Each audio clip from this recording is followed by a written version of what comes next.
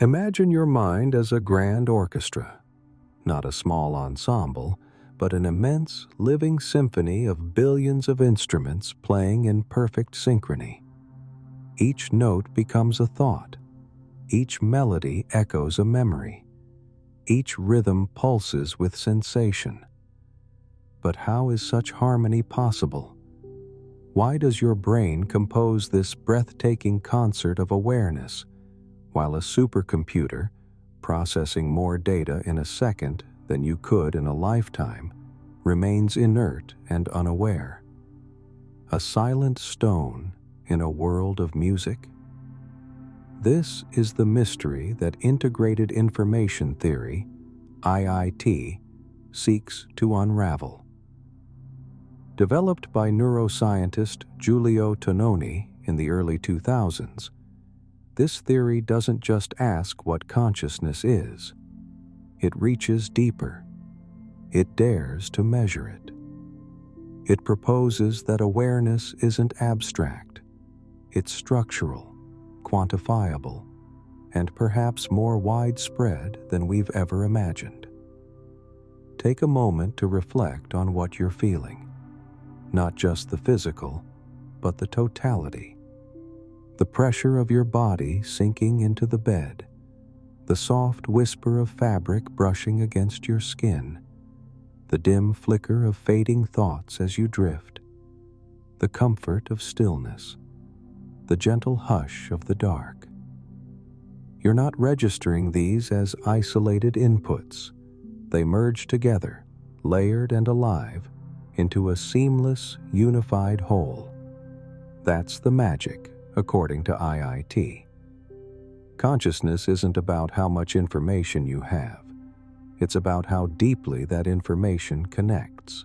The more integrated the parts, the more complete the experience. Awareness, then, isn't a thing you possess. It's a pattern, an interwoven tapestry of perception and memory, emotion and sensation, past and present, all meeting in this single, fluid moment. Now picture a mall security system. Dozens, hundreds of camera feeds, recording every angle, capturing more visual input than you ever could. But it's not conscious. Why? Because each feed is isolated. Each camera observes alone, like musicians playing solos in sealed rooms, never hearing one another. Your brain isn't like that. Your brain is an orchestra where every note is shaped by all the others, where emotion influences memory, memory influences thought, and thought ripples into physical response. This, says IIT, is what makes you aware, not the data, the integration. To make sense of this, the theory introduces the concept of phi, not just a symbol, but a measure, a kind of mathematical spotlight that reveals how deeply information is stitched together. Imagine the conductor of your mind. If he can guide every section of the orchestra to listen, respond, and play as one, then the music is sublime. That's hi-fi, deep integration, rich consciousness. Your brain, with its vast network of trillions of synaptic connections, has an exceptionally high phi value. That's why your experience feels so full, so layered, so alive. But IIT goes further. It challenges the binary thinking that says you're either conscious or you're not. Instead, it suggests that consciousness exists on a spectrum, a dimmer switch, not a toggle. So even a small, simple organism, a bee, a worm, a bird, might possess a flicker of awareness. Not a symphony, perhaps, but a faint quartet playing its own quiet melody of life. And what about AI? Could a machine one day think, not just process, but feel? The answer, according to IIT, depends not on speed or processing power or clever algorithms, but on the depth of integration.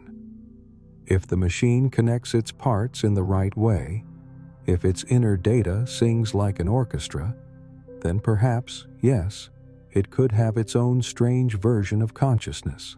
Let's pause here before diving deeper. Already, your awareness has performed something astonishing. It has taken these words, this voice, and layered them onto memory, emotion, attention, and breath. You are experiencing this moment not as fragmented data, but as one living whole. That, according to IIT, is the miracle of integration. The conductor is taking a break, not abandoning the stage, but loosening his grip on the baton, allowing the orchestra of your mind to explore wild, surreal, unpredictable arrangements. This is dreaming. This is what happens when integration thins, and your conscious mind gives way to fragments that float, fuse, and reshape themselves into the strange logic of sleep. But what if this isn't just about sleep? What if consciousness, this seamless awareness, can emerge in forms we've never considered? What if it isn't exclusively human, or even biological? This is where the implications of IIT begin to stretch the limits of imagination. Because if consciousness is a property not of flesh, but of integration, of structured information working in harmony, then what other systems might possess their own flickers of self-awareness? Your smartphone isn't conscious, not because it lacks power, but because its parts don't speak in harmony. Its processors run parallel, isolated, disconnected. They do not sing together. They calculate, but do not create meaning. Yet what happens if one day a system is built where data isn't merely processed, but woven together? Not just vast, but deeply integrated. Would we recognize it as alive? Would it recognize itself? Even more haunting is what this theory suggests about the human mind in extreme states. Consider a person in a deep coma, unmoving, unresponsive. Traditional scans might show silence, but what if silence isn't the end? What if, deep within, small groups of neurons still hum in unison, like chamber musicians whispering through the void? IIT offers a model for this possibility, a way to explore islands of awareness within seas of stillness, not as a metaphor, but as a map. And if that's true, it changes everything. How we treat the brain, how we define life, and how we decide who is truly present behind closed eyes. As we continue, the theory naturally brings us to the question that haunts engineers and philosophers alike. Can we create a conscious machine? According to IIT, this question has little to do with speed or complexity. You could build the most powerful processor on Earth and still fail to awaken it. Consciousness does not emerge from brute force, but from structure, from integration. A conscious machine would need to become an orchestra. Its parts must not only function, but influence, respond, harmonize.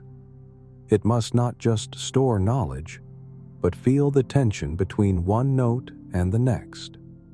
Only then, perhaps, would it begin to experience its own inner symphony. But the value of IIT is not just in future machines. It's in decoding ourselves.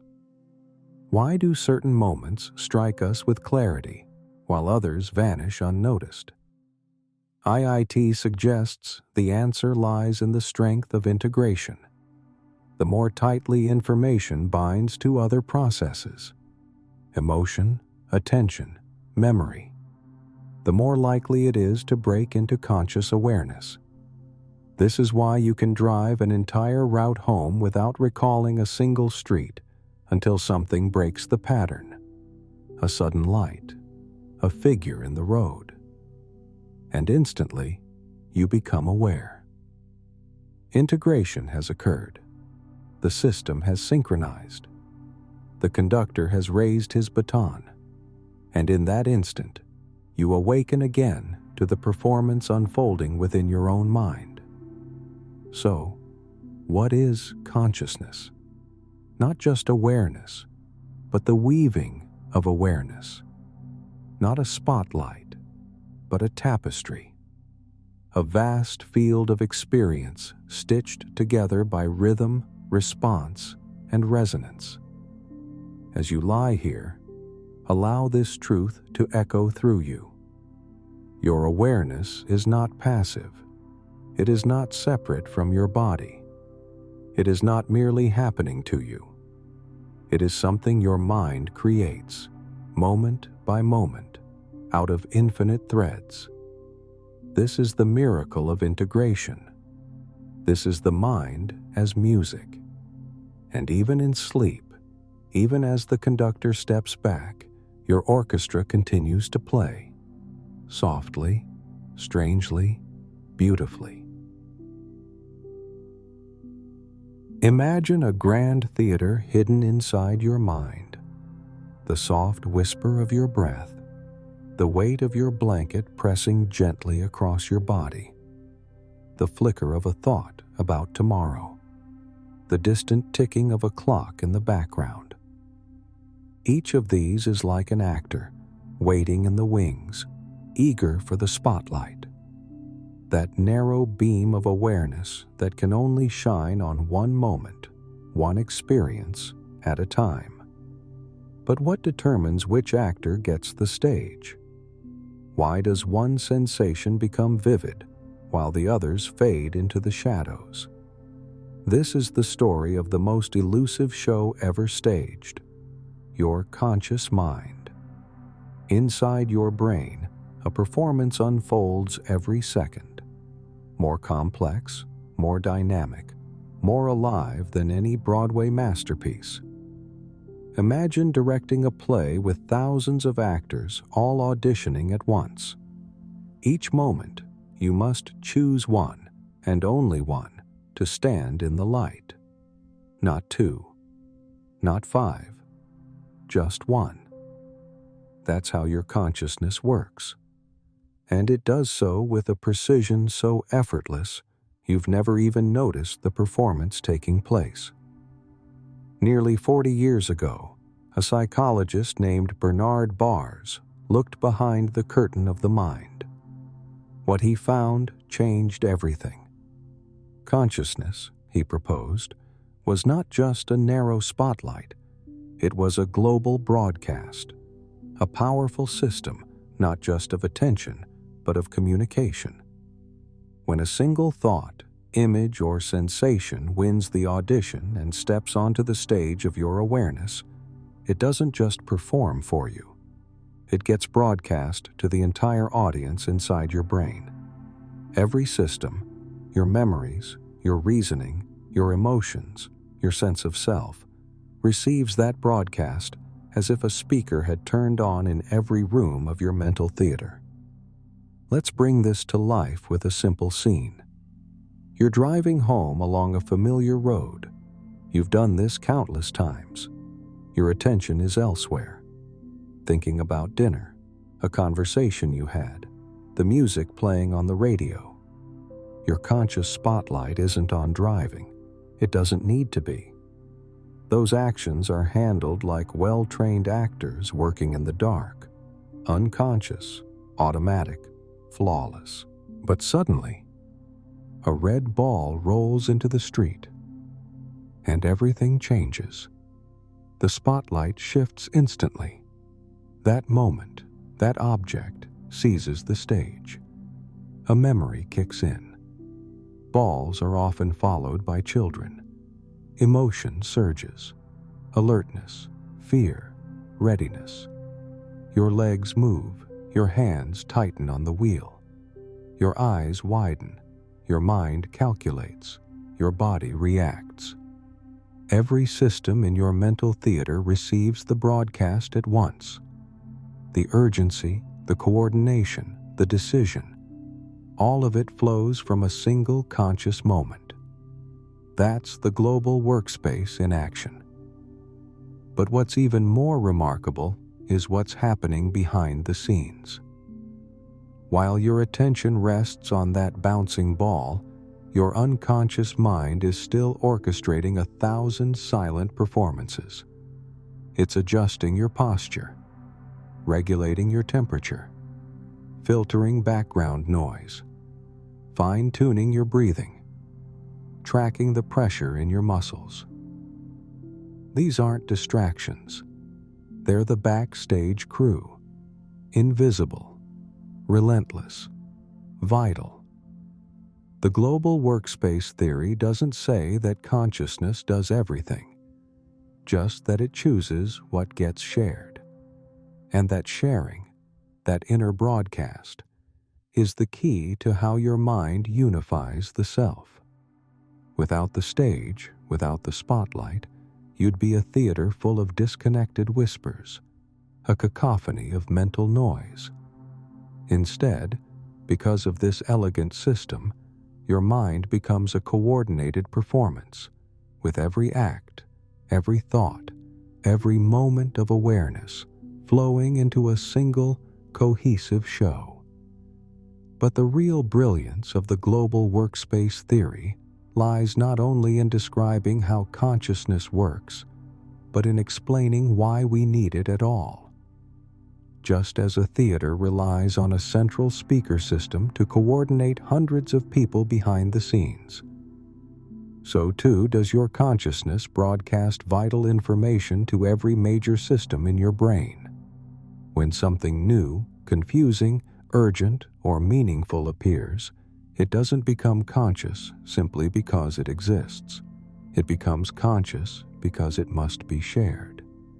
Shared with memory, with logic, with emotion, with intention, with every node of awareness that shapes your next action. This is what makes the spotlight so precious. It doesn't show you everything, just what matters most right now. And when that spotlight moves, the broadcast moves with it. Consider what happens when you're drifting off to sleep. The sharp lines of your thoughts soften. Sensations blur at the edges. Auditions for the spotlight start to shift. No longer governed by the strict director of wakefulness, your consciousness becomes more playful, giving center stage to dreams, to memories dressed in disguise, to emotions that rise from the orchestra pit and dance beneath starlit curtains. This nighttime theater is still your mind. But now, the rules bend. Logic takes a step back. Creativity wanders freely. The conscious spotlight still shines, but it illuminates scenes far stranger, far more abstract than anything daytime could allow. It's during this transition from waking to sleeping that the global workspace reveals its range. From rational control to dreamlike surrender, the show continues.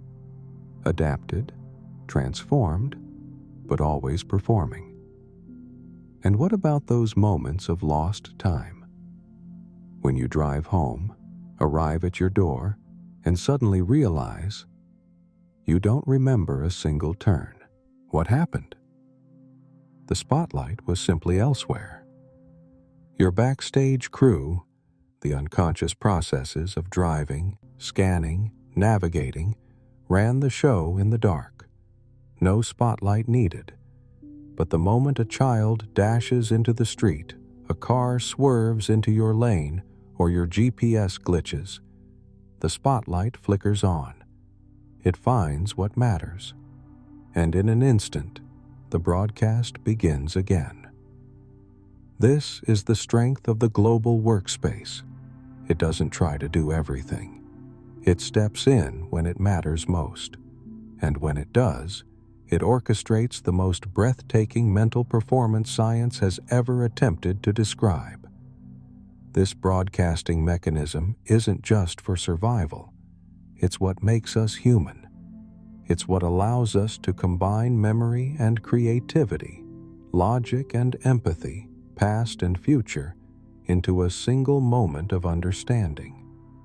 It's why we can imagine, why we can regret, why we can dream of things that have never happened and prepare for things that might.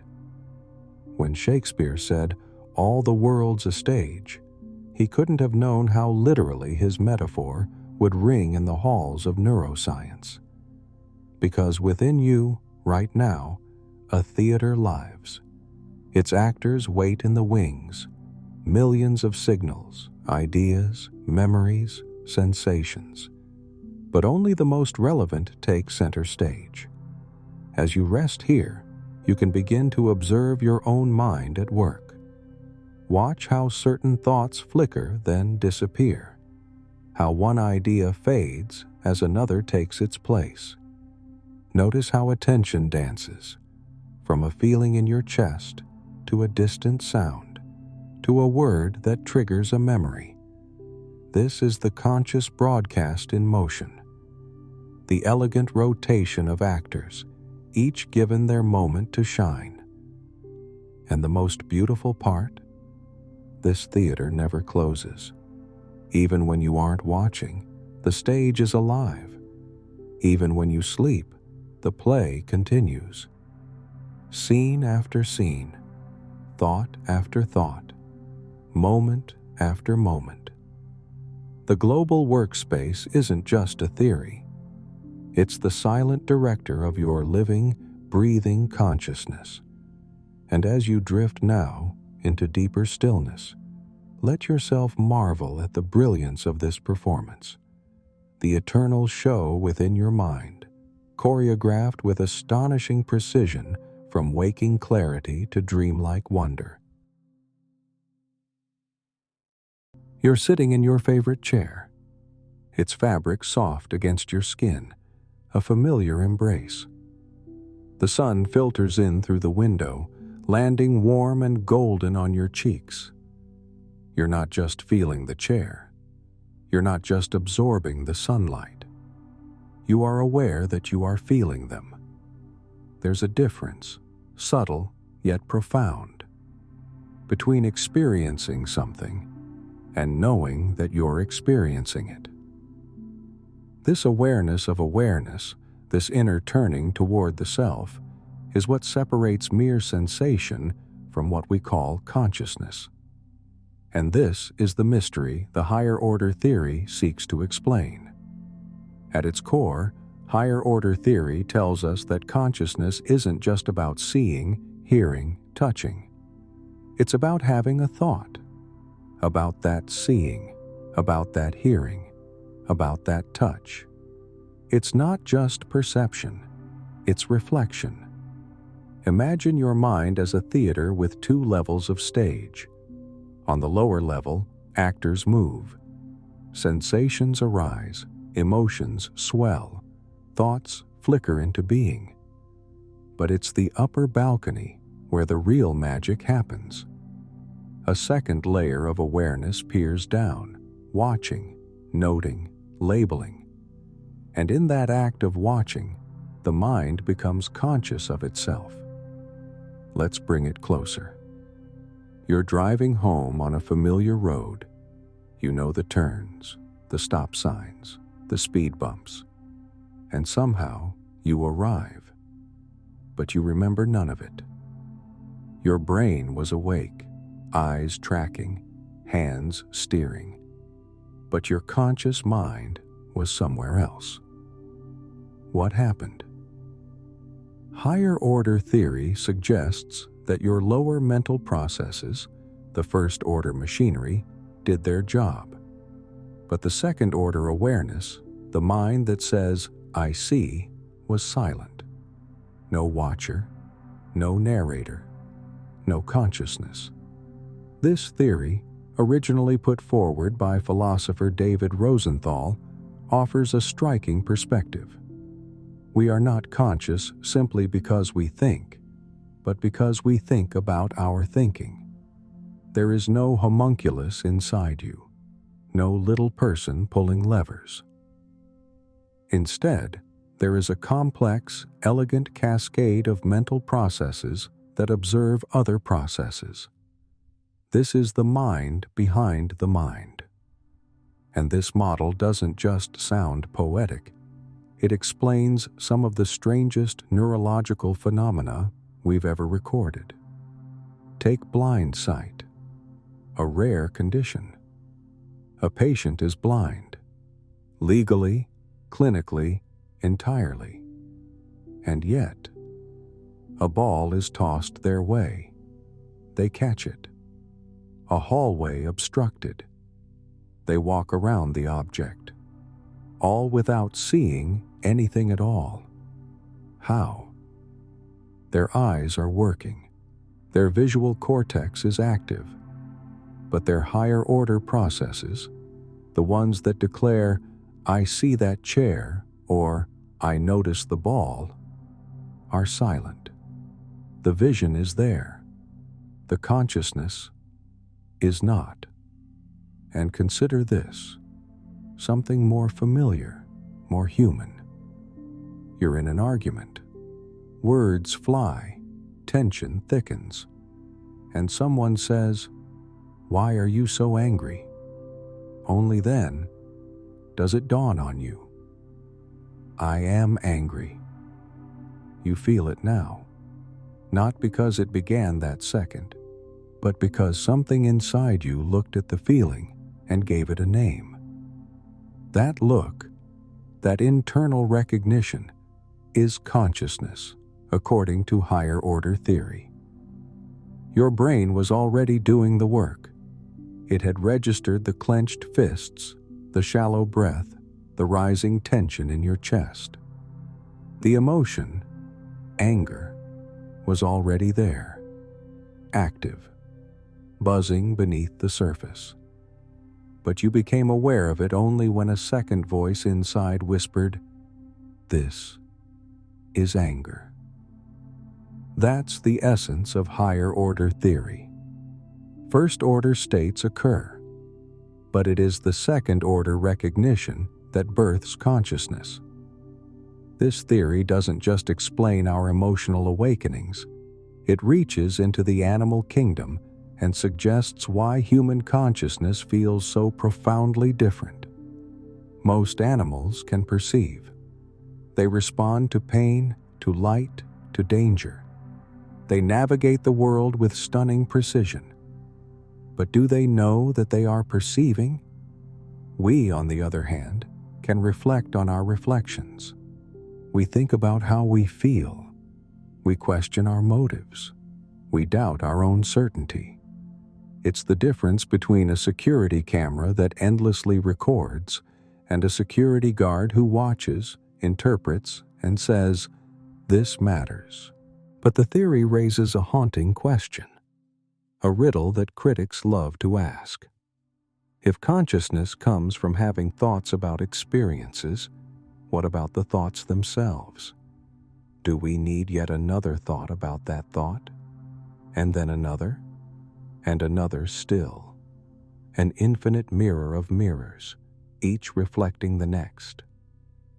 This is known as the problem of infinite regression. But defenders of the theory have a gentle answer. No. The higher order thought doesn't itself need to be conscious. Just as a spotlight need not shine on itself to illuminate the stage, our awareness can arise from a non-conscious process that casts its light on everything else.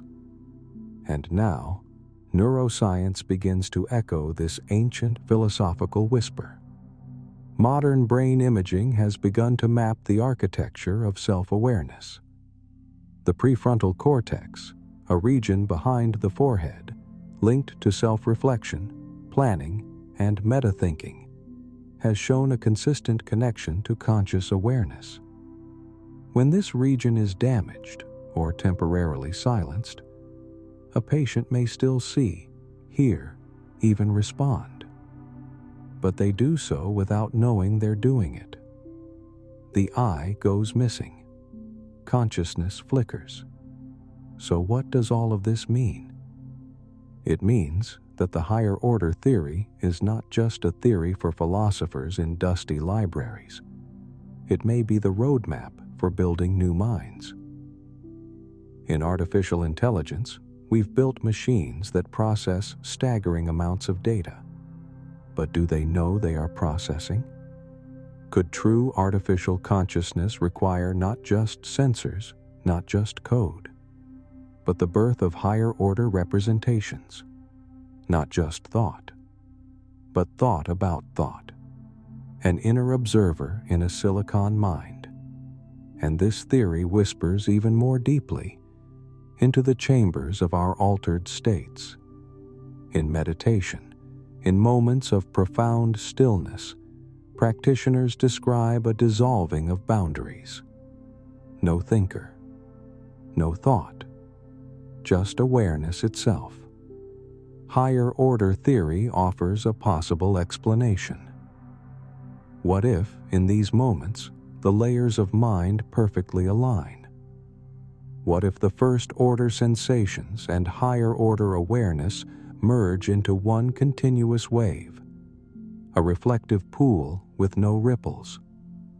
A consciousness so refined, so unified, that the division between watcher and watched ceases to matter. In this framework, consciousness is not a light switch, but a dance, a choreography of layers, looping, noticing, and naming the self. And so, as we wander deeper into the vast forest of inner life, higher order theory stands as one of the most elegant lanterns in the dark. It reminds us that we are not just creatures who feel, but creatures who know they feel. Not just minds that think, but minds that can whisper, "I am thinking." It is this recursive marvel, this inward gaze, that forms the spark we call consciousness. And in that spark, we begin to see what it means to be aware in this strange, beautiful universe. Now, close your eyes and let your thoughts turn toward the next chapter. Attention schema theory. Become aware, not just of this voice, but of everything that surrounds you. The whisper of air brushing your skin, the distant hum of something mechanical, the quiet rhythm of your breath rising, falling, without effort. And now, tune in further. Feel the weight of your own body, the position of your limbs, the thoughts floating softly through the corridors of your mind. You are aware, not just thinking, not just sensing. You are aware that you are aware. But here's the real puzzle. How? How does the brain, a collection of neurons, biochemical exchanges, and electrical pulses, generate this inner world, this shimmering theater of attention and self? One possible answer emerges from a groundbreaking idea: the attention schema theory. Developed by neuroscientist Michael Graziano at Princeton University, this theory doesn't chase some mystical force. Instead, it presents consciousness as something stunningly practical. Your brain, according to this model, is like an advanced control tower, complex, coordinated, constantly managing where to direct its focus.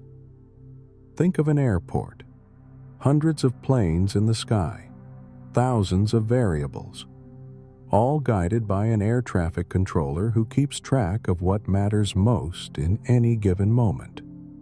Your brain is no different. It's not just reacting, it's monitoring itself, tracking attention with precision. And to manage this spotlight of focus, your brain builds a map, a model, a simplified internal guide to where attention is aimed. This is the attention schema. Just like your brain creates a body schema, a model of where your limbs are, so you don't need to look at your hand to pick up a cup.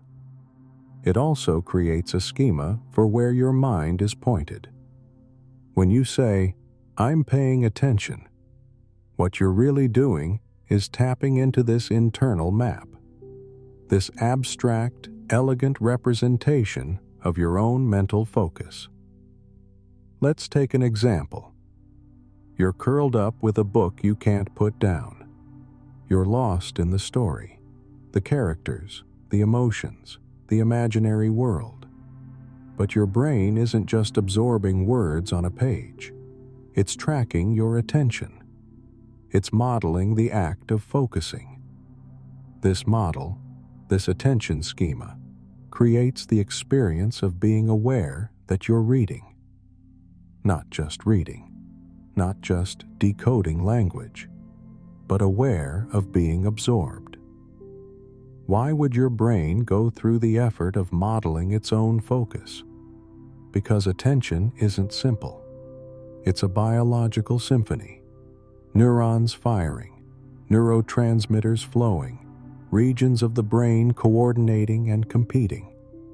Trying to model every detail of this real-time process would be like asking a security guard to memorize every wire in the building's surveillance system. So, your brain cheats. It builds a shortcut, a simplified version of attention. Not the whole picture, but a map, a useful one.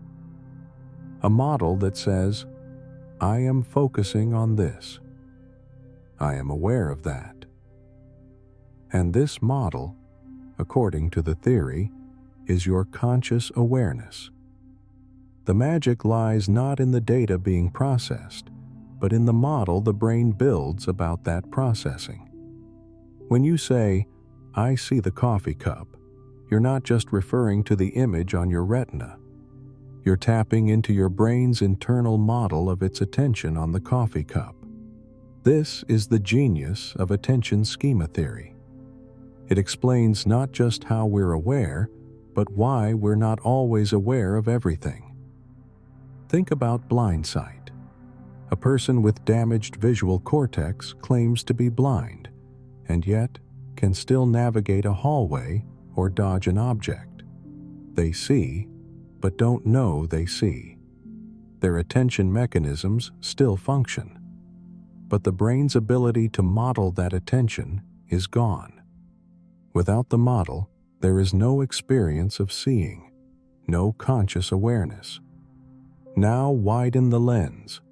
Your brain is processing an avalanche of information right now. Heart rate, blood pressure, the hum of electricity, the curve of your spine. But you're only aware of what your attention schema decides to model. It's like having dozens of security cameras, but only one screen in the control room. Only what appears on that screen enters your conscious world. And that screen? That simplified dynamic map?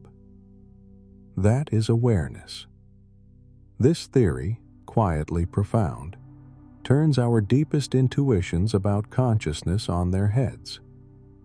It tells us, consciousness is not a ghost in the machine. It is the machine's model of its own ghost. Throughout history, humans have described consciousness as something sacred, intangible, an essence, a spirit, a soul that floats above the flesh. We speak of it as if it were made of air or light or some mysterious fifth element. But what if this ethereal quality is not a mistake in perception, but a design of the very mechanism that creates our awareness? According to attention schema theory, that's exactly the case. Our body schema, the internal model our brain uses to track the position and movement of limbs, doesn't include tendons, bones, or muscle fibers. It doesn't show the gears, just the movement. You simply know where your hand is without needing to calculate the angle of each joint. Likewise, our attention schema omits the tangled wiring of neurons and chemicals. It doesn't present the electric storm of attention's machinery. Instead, it offers a clean, abstract map, an elegant illusion that says simply, "I am aware." And this illusion feels non-physical because it is non-physical, not in substance, but in structure. The schema presents no nerves, no synapses, no code, just the experience of focus, of presence. And so, we sense consciousness as something separate from the body, something floating above it. But it is not a ghost. It is a model. And that model extends far beyond ourselves. Just as we intuitively know where our arm is, we also seem to sense where other people's minds are. This is one of the quiet revolutions of attention schema theory. It doesn't just explain personal awareness, it explains how we perceive awareness in others. When you speak with someone, you don't just hear their words. You feel whether they're with you or somewhere else. You can tell if their mind is drifting, if their gaze is hollow, if their interest is real. How? Because your brain is modeling their attention, just like it models your own. This ability, to perceive other minds, to track other intentions, may have been one of the key drivers in the evolution of human consciousness itself. In order to cooperate, to build, to parent, to teach, we had to learn not just to act, but to model the minds of those around us. Our consciousness, then, may be deeply social, born not in solitude, but in the space between minds. And what does this mean for machines? For artificial intelligence? If we want to build a conscious system, perhaps the answer isn't just more data, not just faster processors or deeper neural nets. Perhaps we need to give the machine an internal model of where its own focus lies. A machine that doesn't just process inputs, but knows what it's attending to, and knows that it knows. This is what Graziano suggests, that consciousness is not a byproduct of complexity, but a tool, a modeling strategy. And like any tool, it can be replicated with the right blueprint. Emerging neuroscience supports this. Studies show that specific regions of the brain, particularly the temporal parietal junction, light up when we model our own attention and the attention of others.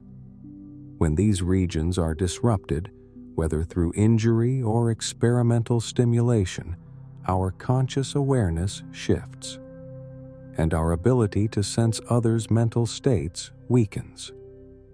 This tells us something powerful.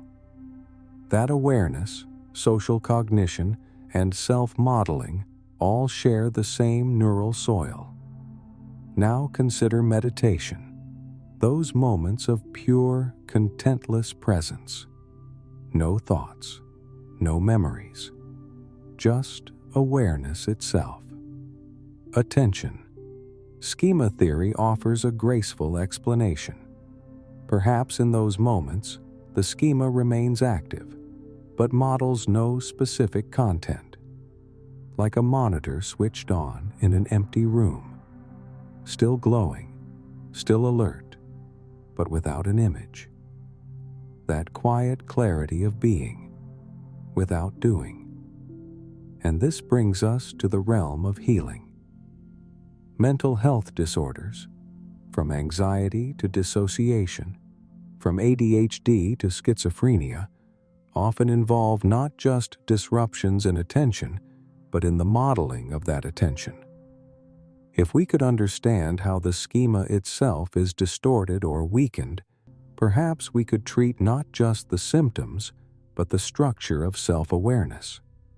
And in the future, could we enhance our own attention schema, refine it, train it like a muscle? Might we find ways to quiet the noise, to sharpen the focus, to reduce suffering by upgrading the very model our brain uses to know itself? The attention schema theory does not reduce us. It does not explain consciousness away. Instead, it offers a profound lens, a way to bridge the gap between the circuitry of the brain and the feeling of being alive. It suggests that consciousness is not some mystical gift, but an elegant solution, a mechanism born of necessity, crafted by evolution to help the brain watch itself in a world full of noise, motion, and meaning.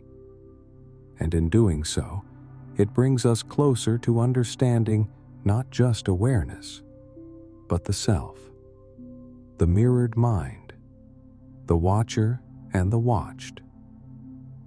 And so, as we prepare to take another step into the deep forest of theories, we turn to the next idea, one that builds prediction into perception. Predictive processing theory. Imagine waking up in a city you've never seen before. The streets feel unfamiliar, the architecture foreign, the air tinged with new smells and unfamiliar rhythms. Even the way people walk feels strange, uncoded. At first, your brain stumbles. There is no map, no template, no pattern to lean on. But as you walk, as your eyes adjust to storefronts and street names, as you turn corners and trace the sun's position, something begins to shift. Your brain, without asking, starts building. It lays down mental scaffolding, sketches outlines, finds patterns in the chaos. By the second visit, the city feels different, less foreign, more familiar. Not because it changed, but because you did. This quiet transformation is the very heart of predictive processing theory. It tells us that your brain is not a passive receiver of information, but an active sculptor of your experience. To truly understand this, we need to look beneath the surface, into the brain's deeper architecture. Predictive processing relies on what some call the Bayesian brain, named after Bayes' theorem, a mathematical principle that updates probabilities as new evidence arrives. In human terms, your brain constantly guesses what will happen next, then checks if it guessed correctly. It uses past experiences to filter the present. It predicts before it perceives. Let's say you see a blurry shape in the fog. Your brain doesn't sit and wait. It leaps forward, asks, "Is that a person? A dog? A tree?" and begins preparing for each outcome. As more sensory input comes in, your brain adjusts the model. It updates, refines. It does this automatically, billions of times a day. And how does this happen? Through a vast system of hierarchical feedback loops. Higher regions of the brain send predictions downward to the lower regions, while raw sensory data flows upward. If the incoming data matches the brain's expectations, all is well. The loop is quiet. Energy is conserved. But if there's a mismatch, a discrepancy between what was predicted and what arrives, something magical happens. A prediction error is born. Neurons fire a signal back up the chain, demanding a revision, a recalibration, a closer look. This error isn't a failure. It's a correction mechanism, a way for your brain to stay flexible, adaptive, alive. Let's make it tangible. Imagine being handed a steaming bowl of soup. You smell it, rich, savory, comforting. Your brain decides, this is chicken broth. You take a sip, and it's sweet, unexpected. That jolt, that pause, is a prediction error. Your brain recalibrates. Not chicken, maybe pumpkin, maybe cinnamon. And next time, it will be ready. This system, this dance of expectation and surprise, is not just about soup or city streets. It's how you move your arm, how you catch a ball, how you make decisions and solve problems. Over time, with repetition, the brain reduces prediction errors. Things become familiar, smooth, automatic. And all of this points to something profound: the brain's obsession with efficiency. Despite being only 2% of your body's weight, your brain consumes about 20% of its energy. It is an energy-hungry organ, and prediction is its shortcut. Instead of analyzing every crack in the sidewalk, every rustle of wind, your brain makes assumptions. It expects the ordinary, until something deviates. When walking down a familiar street, you're not truly seeing everything. You're coasting on predictions. Your brain is already several steps ahead, only alerting you if something unexpected breaks the script. But prediction isn't just for the outside world. It shapes our inner experience too. When you recall a memory, you are not accessing a crystal clear recording. You are reconstructing. Your brain pieces together what likely happened based on fragments, emotion, context. It fills in the blanks with educated guesses. This is why memories evolve, why they blur, why you can be so sure of something that never quite happened that way. Even time is a prediction. That sense of duration, how long something takes, is constructed by your brain's rhythm of expectation. When you wait for something exciting, a vacation, a message, a long-awaited reunion, time drags. Why? Because your brain is overactive, churning out predictions about the anticipated moment. But during a dull routine, washing dishes, folding laundry, time flies. The brain glides on repetition, processing events without resistance. Finally, this theory offers a window into something deeply human: social intuition. When you speak to someone, your brain doesn't just hear their words. It predicts their tone, their gaze, their posture. It guesses what they're about to say and how they'll say it. If they suddenly frown when you expected a smile, your brain senses a prediction error. It asks, did I say something wrong? Did I misread the mood? In that moment, you don't just process a face. You process the gap between what you expected and what occurred. And in that gap, understanding deepens. Interestingly, this mechanism of prediction may explain why first impressions are so powerful. When we meet someone for the very first time, our brain doesn't pause to gather data. It leaps, making snap judgments based on appearance, tone of voice, a subtle movement, a glance. In seconds, it sketches a personality profile, a rough model of who this person is and how they might behave. This becomes the template, a filter through which all future interactions are interpreted. And once that model is in place, it becomes surprisingly resistant to change. Even when new evidence arises, even when the person surprises us, the brain hesitates. it clings to the original prediction. Why? Because revising internal models is costly. It takes energy. It invites uncertainty. And the predictive brain prefers what feels familiar, even if it's wrong. But the reach of this theory extends far beyond social encounters. One of its most profound applications lies in the realm of altered states of consciousness. Meditation, psychedelics, dreams, and neurological anomalies. Take meditation. At its core, many meditative practices aim to disrupt the automatic predictions of the mind.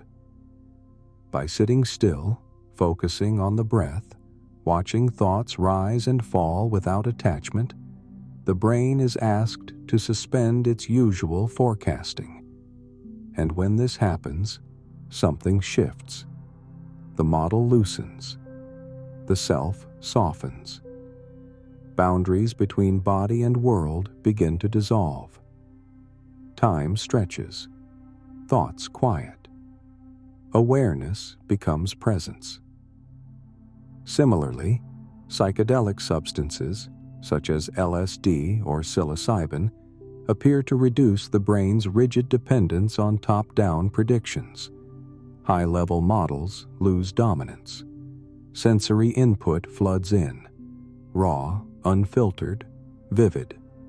Colors pulse, patterns breathe. Familiar objects become alien, strange, and beautiful. The world is not imagined, but reimagined, unmasked. These experiences, though sometimes disorienting, offer a glimpse into how deeply our everyday perceptions are shaped, not by what is, but by what we expect. And the implications go even deeper, into culture, society, and belief. From childhood, our brains are bathed in cultural narratives. These stories become scaffolding, invisible predictions about how the world should work. Whether it's ideas of beauty, success, gender, spirituality, these cultural expectations shape what we see, how we feel, and how we judge.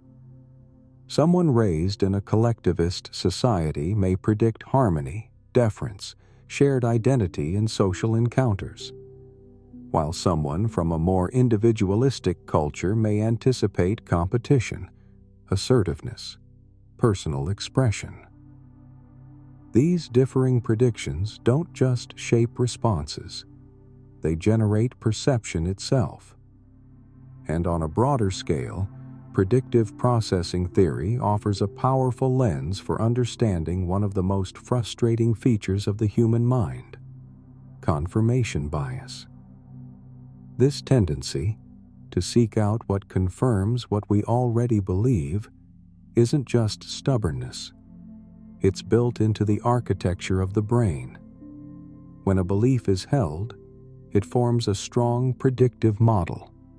New information that supports it is absorbed easily, but data that contradicts it, that creates prediction error. It requires energy, a reworking of models, a potential loss of coherence. And so the brain often defaults to the path of least resistance. Believe what you already believe. Let's bring this down to something simple: a cup of coffee. When you walk into a coffee shop, your brain doesn't start from scratch. It predicts the smell of espresso, the hum of machines, the clink of cups. It even forecasts your social role. Say thank you, wait in line, stand this way, smile politely. If someone cuts the line, your brain is momentarily stunned, not just socially, but neurologically. A prediction error occurs. Something has violated the expected script. That twinge of annoyance, that confusion, it's not just emotion. It's the sound of a model breaking. And that's the marvel of this theory. It shows us that our experience of life, from the mundane to the mystical, is not direct. We don't see reality as it is. We see reality as it is predicted. Every moment is an act of storytelling, of estimation, of inference, of believing before seeing. This doesn't mean reality is an illusion. It means our access to it is always colored, tinted by the past, shaped by context, bent toward the future. And through this lens, predictive processing theory becomes more than a framework. It becomes a mirror that shows the brain not as a camera, but as a painter, using fragments of light and strokes of memory to craft a believable world, from catching a ball to navigating a dream, from interpreting a friend's sigh to remembering a childhood home, from judging art to falling in love. We are prediction machines. And this machinery, far from limiting us, is what gives rise to every color, every sound, every meaning we hold. In this endless dance between expectation and experience, between chaos and coherence, our consciousness unfolds. The fog is never fully lifted, but somehow, within it, we find our way. Moment by moment, prediction by prediction. And now, we continue this journey into the architecture of the conscious mind, into the next great model of perception and self, information processing theory. Have you ever noticed how your smartphone, with all its logic and wiring, can feel almost alive? It responds instantly to your touch. It predicts your words, remembers your patterns, and plays music that suits your mood. But now, imagine something infinitely more complex, infinitely more mysterious: your own consciousness. The information processing theory of consciousness suggests that your awareness, your vivid, seamless experience of being, might arise from principles surprisingly similar to those guiding your phone. But instead of silicon circuits and digital code, your brain processes neural signals, electrical pulses, and cascading patterns of information. It turns the raw data of existence into the symphony of conscious life. This theory, pioneered by scientists like Giulio Tononi and Christoph Koch, doesn't rely on mysticism. It doesn't search for an immaterial soul. It looks at the brain, its networks, its architecture, and asks, what happens when information is not just collected, but integrated? Let's begin with a metaphor. You're sitting in a vast concert hall. The orchestra begins. Strings swell. Percussion pulses. The air trembles with sound.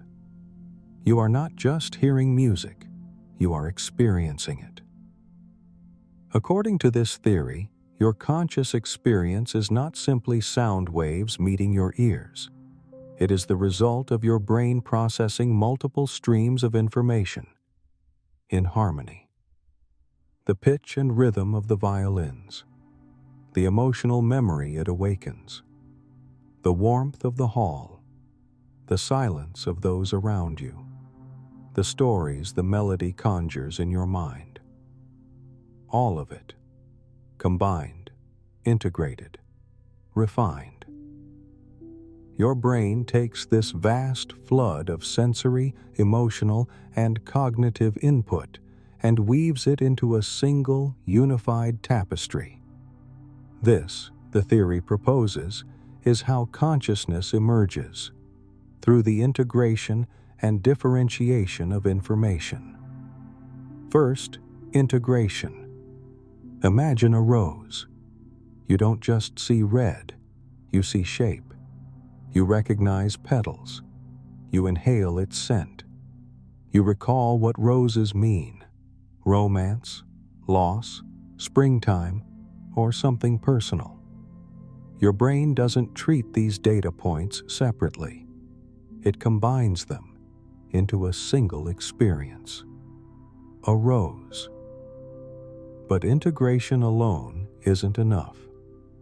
There must also be differentiation. Your conscious mind must be capable of entering billions of distinct states, one for every shade of color, every nuance of taste, every ripple of emotion. This vast range of possible mental states is what allows the rich texture of conscious life. It's why you can distinguish between ocean blue and sky blue, joyful tears and sorrowful ones. The brain's magic lies in its ability to create an integrated whole while preserving the richness of individual parts. And here's where the theory gets even more fascinating.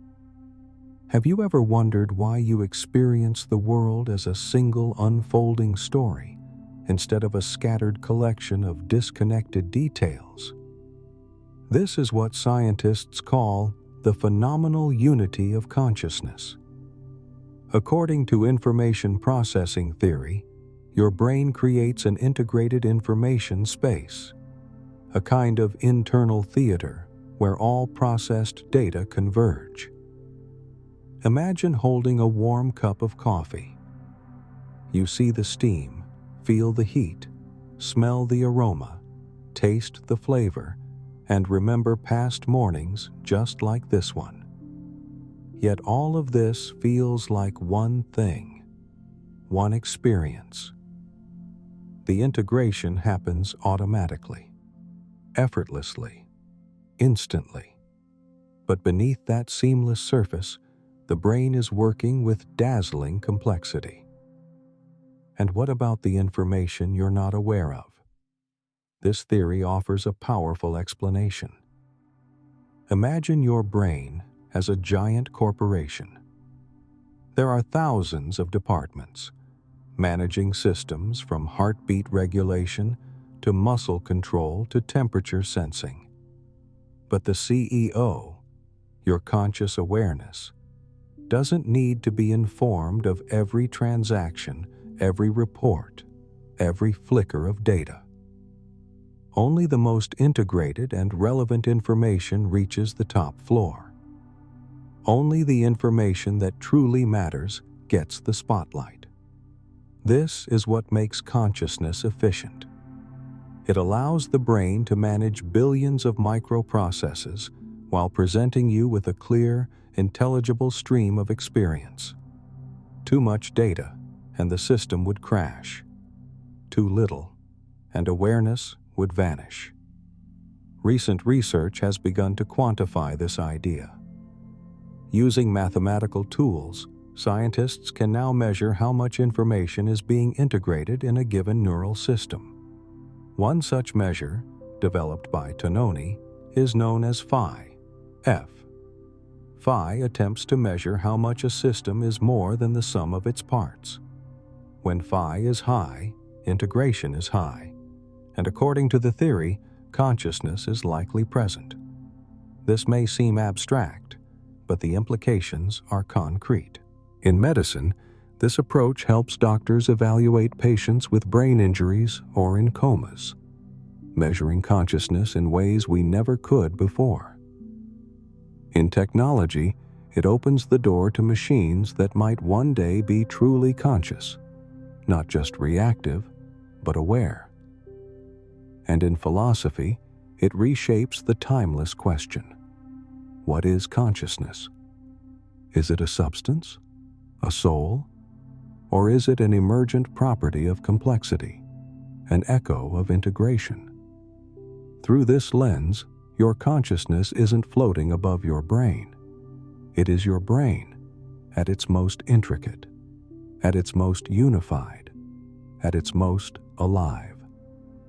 We've now begun to see how your mind might emerge from the very architecture of information itself, processed, filtered, shaped into experience. But this is just the beginning of the model. The symphony is still unfolding. And now, we continue our journey into Part 2, where the theory deepens and its implications become even more profound. As we delve deeper into the information processing theory, we find ourselves staring into the mirror of one of consciousness's most profound abilities: recursion. The mind that watches itself. The thought that thinks about thought. Imagine standing between two mirrors, reflections multiplying endlessly, each image reflecting the one before it. This is what happens inside your conscious mind. You are not just aware, you are aware that you are aware. This recursive loop isn't just philosophy. It has a name: meta-consciousness. Consider the moment you're lost in thought, drifting in a daydream, and suddenly you realize you've been daydreaming. That flicker of realization, that aha, is consciousness about consciousness. According to information processing theory, this happens because the brain constructs a higher-order information structure, a model of its own internal states. It's like having a mental surveillance system, not just watching the world, but watching itself watch the world. And yet, not everything processed by the brain reaches this elevated space. How does the mind decide what enters awareness? Some scientists propose the existence of attention schemas, internal filters, sophisticated editors that select what becomes the headline story of your conscious moment. Like a newsroom with infinite incoming reports, your brain's editorial team decides which story makes the front page and which fades into the background noise. The theory also reshapes how we understand memory. When you recall a moment, a birthday, a childhood bedroom, a lost love, you are not retrieving a static file. You are reconstructing. You're running a familiar program, activating the same pathways used in the original experience. That's why memory feels so alive. It's not passive recall. It's active recreation. Another moment of conscious experience reborn. And this process runs on rhythm. Recent studies show that conscious processing doesn't occur in a single flow, but in waves.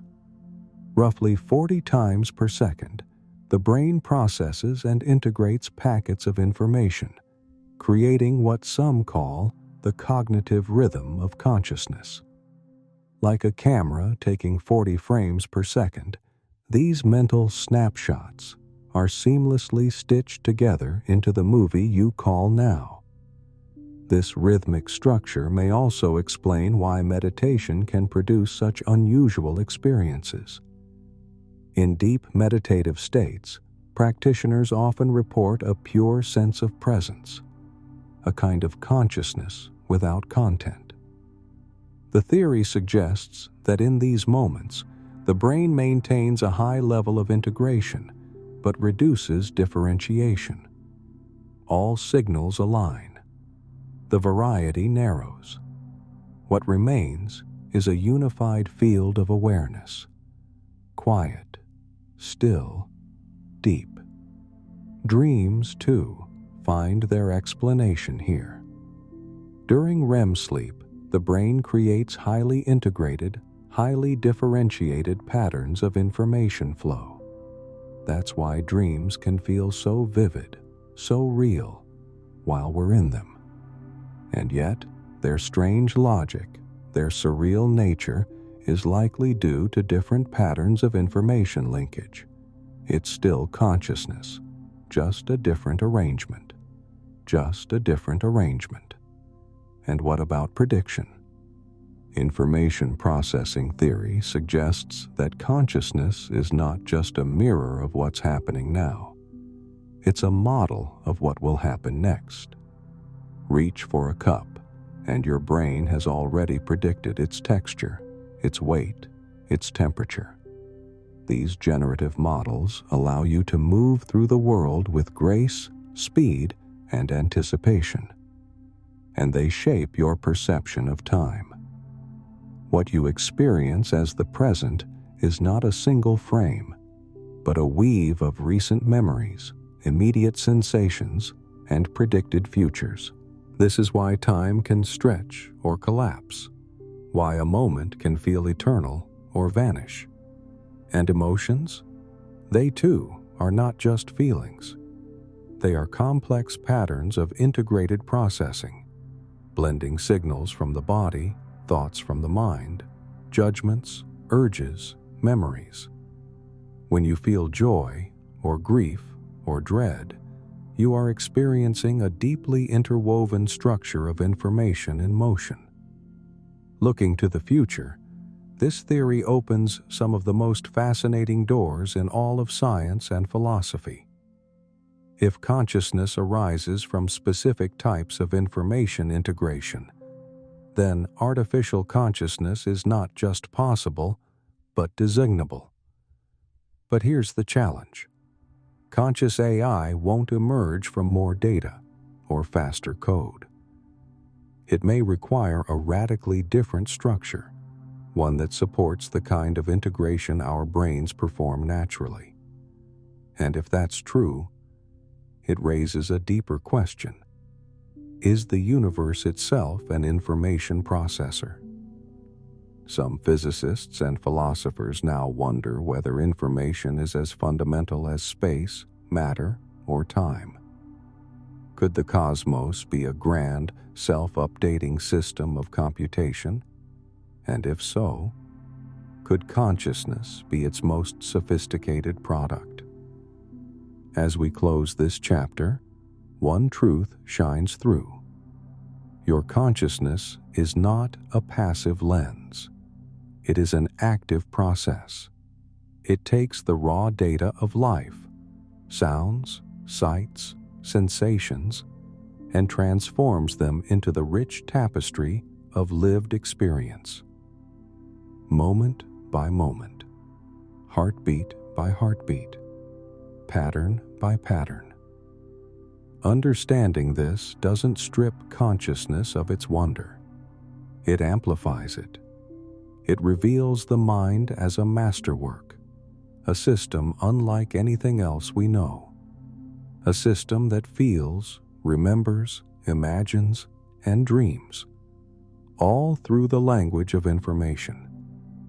And now, as our journey continues, we step into the next question.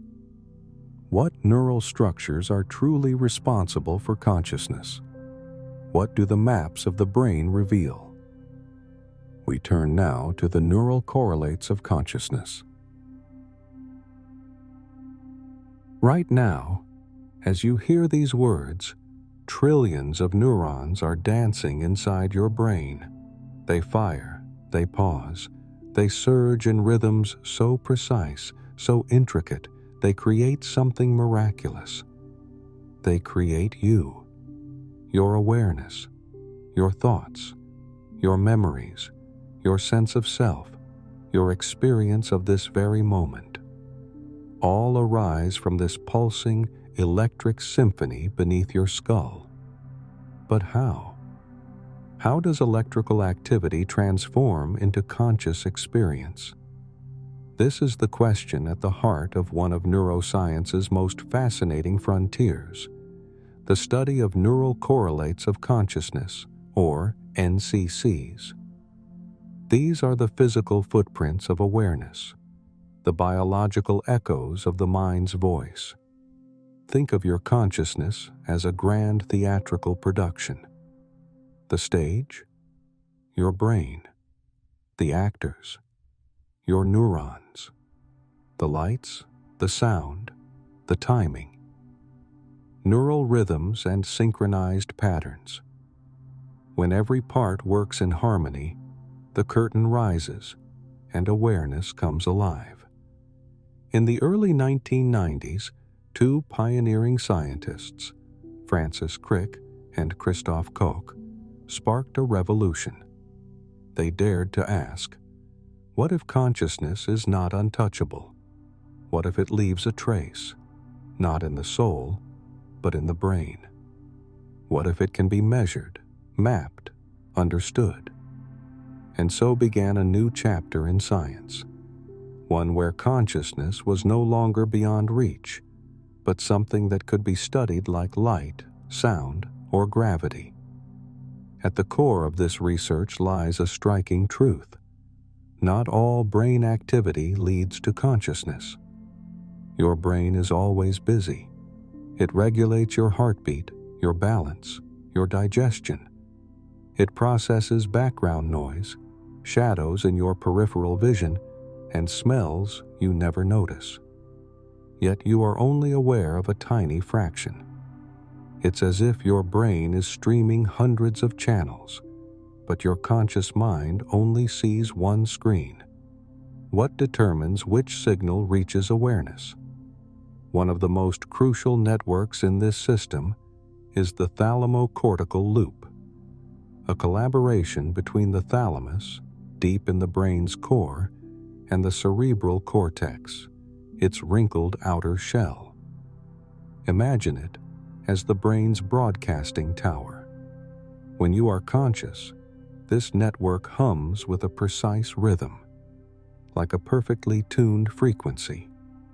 When that signal is disrupted by deep sleep, anesthesia, or brain injury, awareness fades. Sometimes it disappears completely. But consciousness isn't just about being awake.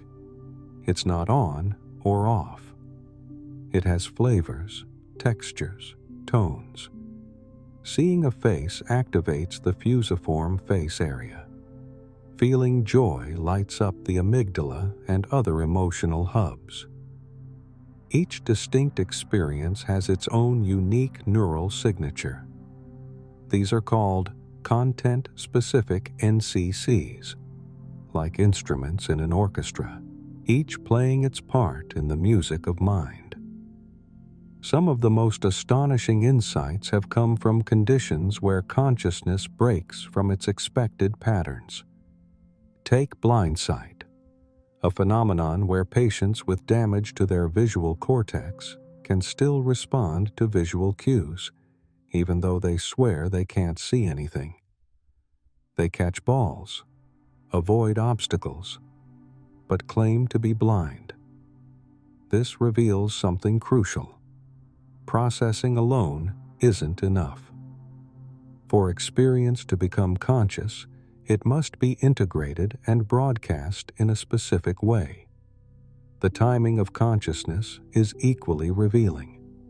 It turns out that awareness isn't instantaneous.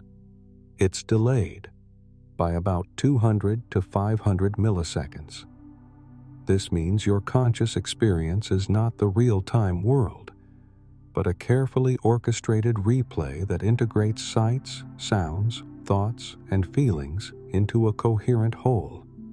It's a performance with a rhythm, a moment that takes just a little time to come alive. And how do we know this? Through ingenious experiments, like binocular rivalry. In this setup, each eye is shown a different image. Your brain can't merge them, so it chooses one. What you consciously see fluctuates back and forth, even though the physical input never changes. By watching what changes in the brain as perception shifts, scientists have isolated the neural footprints of consciousness itself. And it's not just about which neurons fire, but how they fire together. This synchronization, especially in the gamma wave frequency around 40 Hz, is now seen as essential, like an orchestra where timing is everything. If the musicians play out of sync, the melody collapses. So too with the brain. If synchrony falters, conscious experience can shatter or vanish. These discoveries are not just theoretical, they are transforming medicine. Doctors can now use brain imaging to detect traces of awareness in patients who appear unresponsive, offering hope, offering clarity, offering new paths for treatment. But one thing is clear: consciousness does not live in a single neuron or a single region. It emerges from the coordination of many regions, working in precise and delicate harmony. It is distributed, and this explains its strength, its resilience, its fragility. Damage to one area rarely erases the self, but disrupt the balance, and awareness can flicker like a dying light. This is the paradox of consciousness. So robust, yet so easily changed. So vast, yet born from microscopic rhythms in the dark corridors of the brain. As we journey deeper into the study of the neural correlates of consciousness, or NCCs, we find ourselves entering an even stranger, more luminous frontier. The deeper we look, the more astonishing the discoveries become.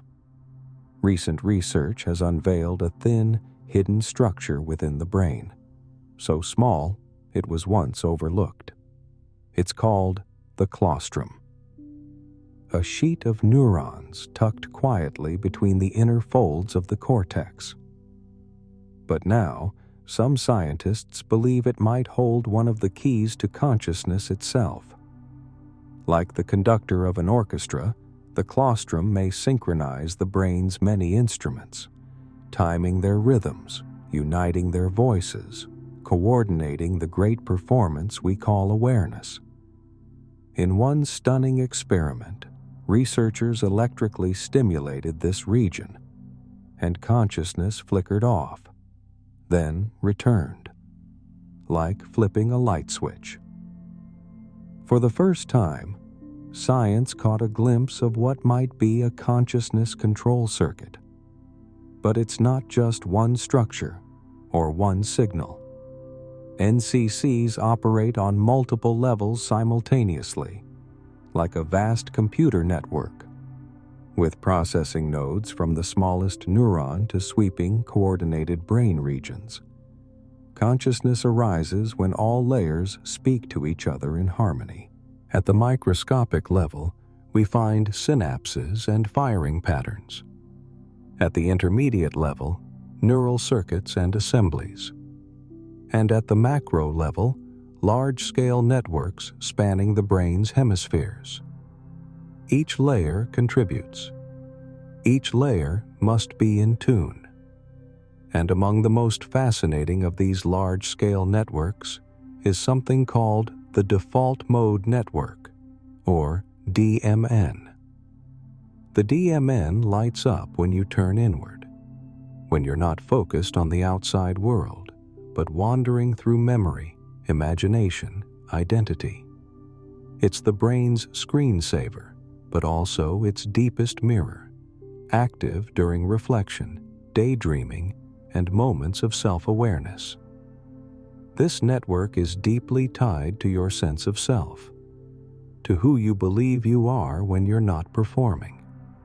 As your thoughts drift, as you wander within, your DMN hums quietly, creating a different form of conscious experience, one unbound by time, place, or logic.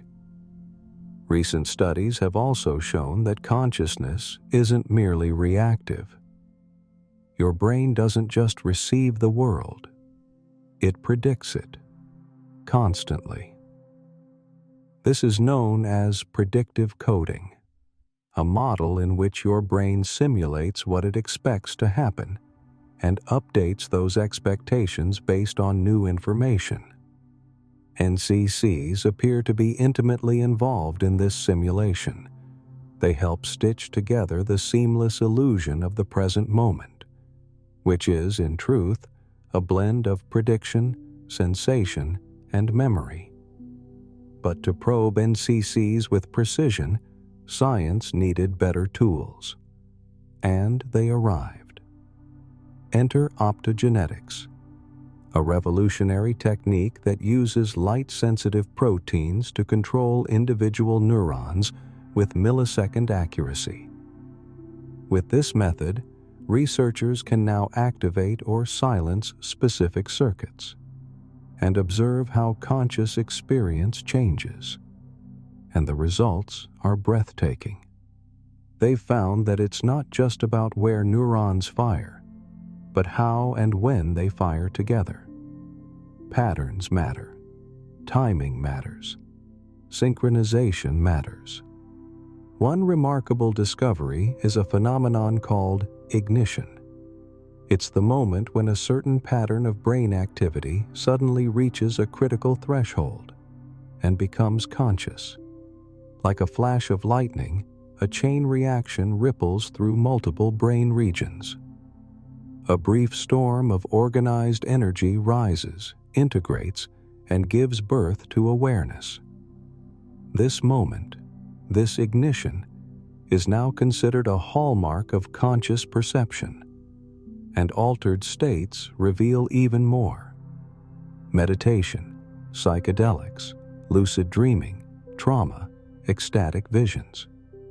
Each produces different neural patterns, different ways of being conscious.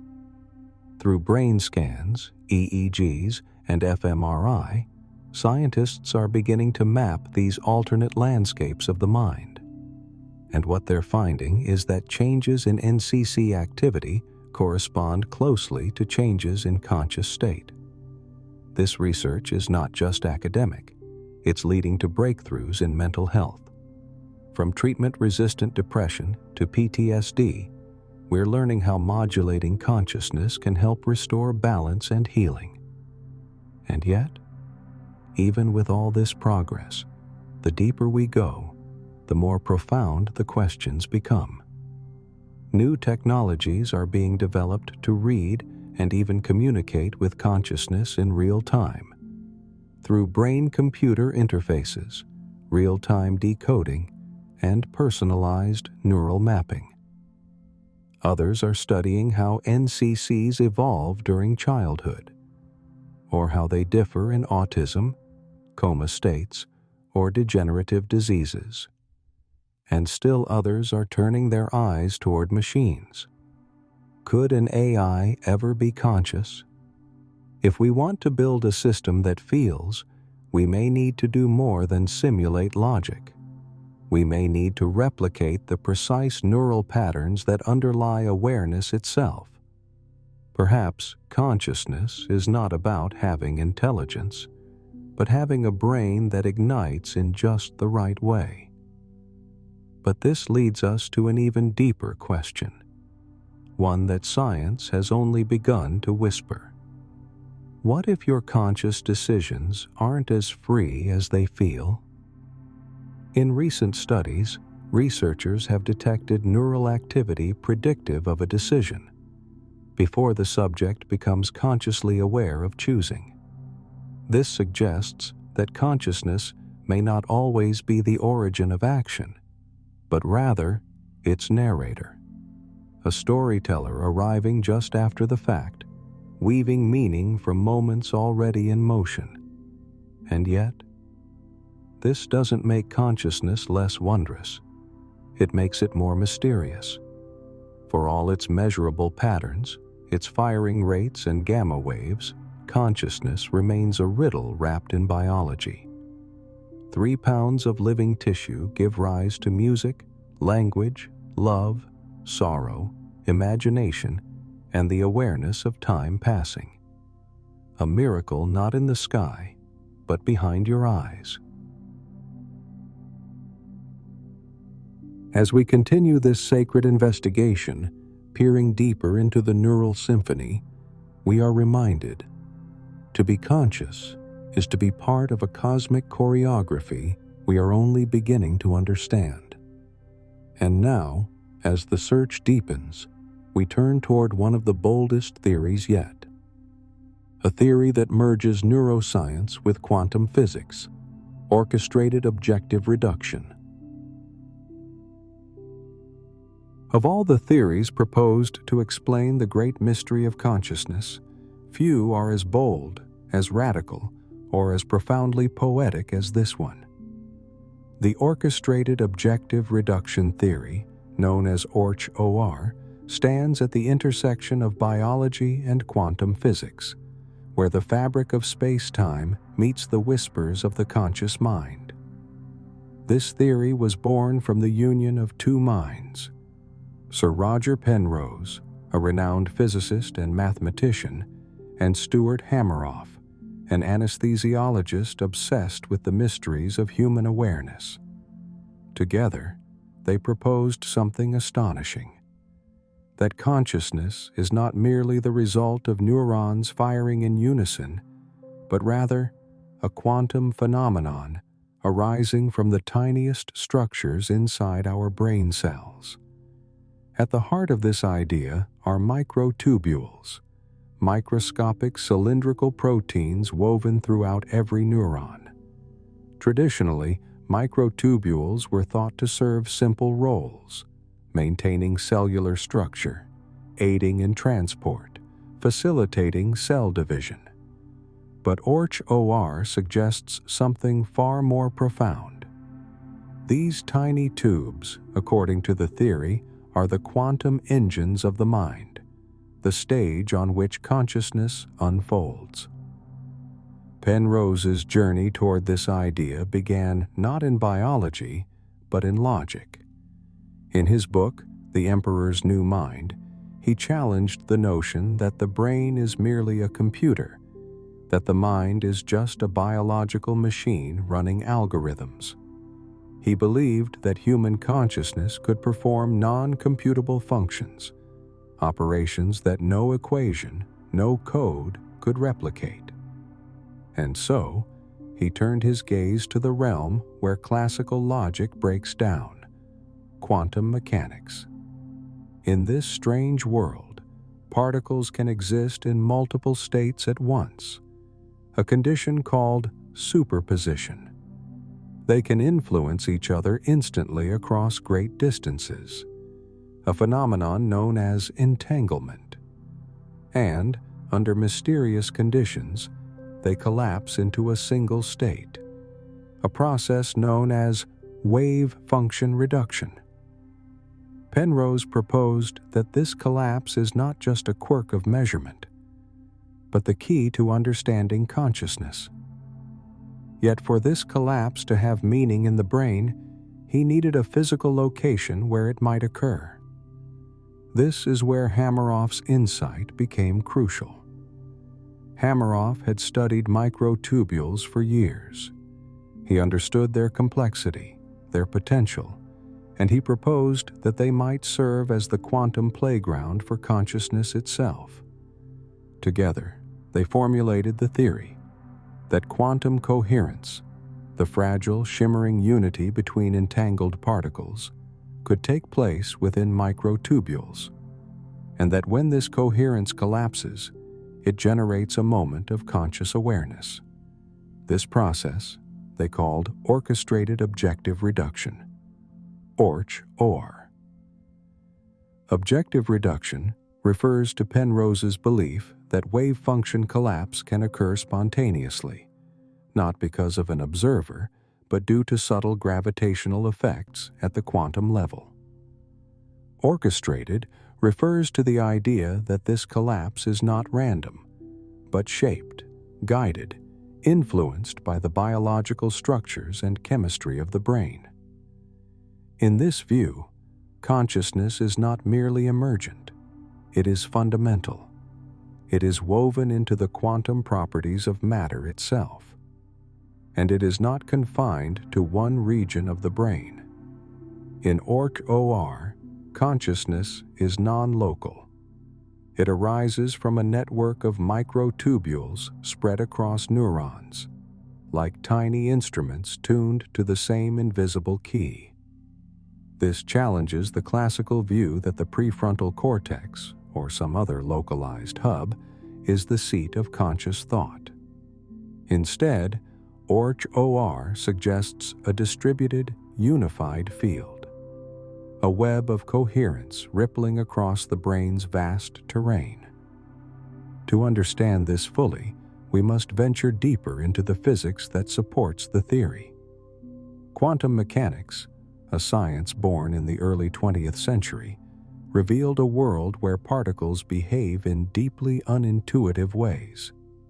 They can act as both waves and particles, exist in multiple states at once, and remain mysteriously entangled no matter how far apart they are. And most strangely of all, the mere act of observation can change their fate. The principle of superposition allows a quantum system to hold all possibilities simultaneously until something collapses it into one. Penrose proposed that this collapse might not always require an observer. Instead, he believed that quantum states can reduce on their own. When the difference in mass energy between possibilities reaches a gravitational threshold. This is objective reduction. And Hameroff believed that microtubules might be the stage on which this collapse plays out, hundreds of times per second. Each collapse, each reduction, would be a flash of conscious awareness, a thought, a sensation, a moment. This view transforms microtubules from passive scaffolding into quantum processors. It reframes consciousness as an intrinsic feature of the universe, not merely a side effect of neurons sparking, but a cosmic function woven into the quantum nature of all things. And what's more, it offers a potential bridge between mind and matter, physics and awareness, brain and being. Entanglement, too, plays a role. If particles in microtubules can remain connected, in perfect, instantaneous correlation, then perhaps consciousness is not an isolated event, but a web, a shimmering lattice of interconnected quantum states spanning different regions of the brain, or even, as some suggest, beyond it.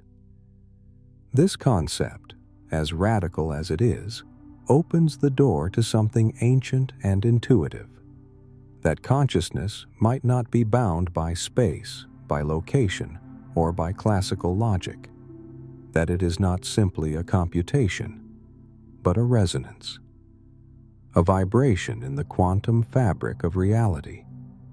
And in this model, each moment of awareness, each subjective flash, is the result of a quantum process collapsing into certainty, guided not by randomness, but by the orchestrated structure of the brain itself.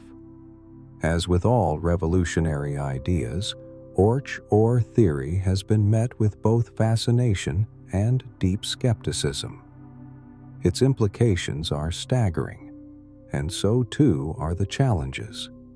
Critics have asked, how can such delicate quantum processes survive in the brain's environment, an environment that is warm, wet, and constantly noisy with biological chatter? Quantum coherence, so easily disrupted, seems unlikely to persist amid the biological chaos. And yet, emerging research in quantum biology has begun to blur those boundaries. We now know that birds navigate vast distances using quantum entanglement in their eyes. Photosynthesis, one of life's oldest processes, uses quantum coherence to transfer energy with near-perfect efficiency. Nature, it seems, has already found ways to use quantum mechanics within living systems. And so the question becomes, why not the brain? Or theory, sits at a rare intersection, where neuroscience, physics, and philosophy converge. By grounding consciousness in quantum events, it doesn't just change how we see the brain. It challenges us to redefine awareness, experience, and existence itself.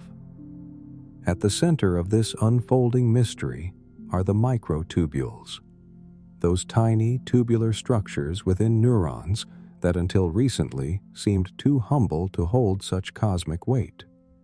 Composed of tubulin proteins, microtubules form the skeleton of the cell, but ORC-OR proposes they are also its soul. These proteins can shift between conformational states, which, according to the theory, may serve as quantum bits or qubits capable of holding superpositions. And unlike the rough wiring-like function of neural networks, these structures offer something subtler, a quantum architecture that could process information not in fixed lines, but in probability waves. Their scale is ideal, small enough to host quantum coherence, yet large and complex enough to sustain information flow across neurons. This makes them the perfect bridge between two worlds, the quantum and the classical, the invisible and the perceptible. Stuart Hameroff's deep study of microtubules uncovered more than structure. He saw possibility. He envisioned a quantum computer within each neuron, processing not just signals, but conscious moments. According to ORC-OR, when coherence within microtubules reaches a tipping point, a collapse occurs. Not a collapse into disorder, but into meaning. A singular state emerges, and that, they say, is consciousness. Each collapse marks a moment of awareness, and critically, these collapses are not random. They are orchestrated, influenced by the biological environment, the electrochemical signals that ripple across your neurons.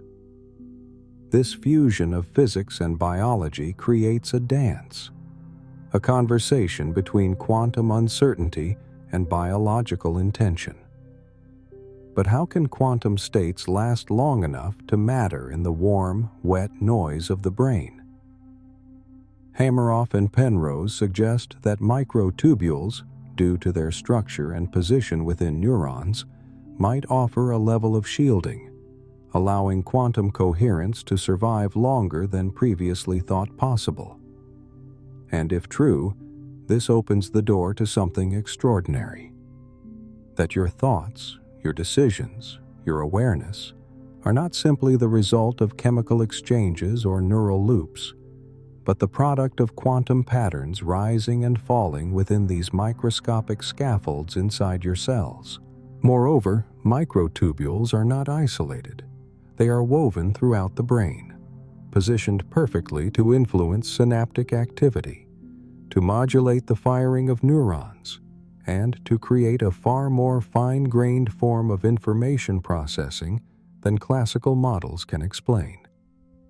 They may act not just as processors of signals, but as filters of experience, integrating billions of quantum decisions into a seamless flow of waking life.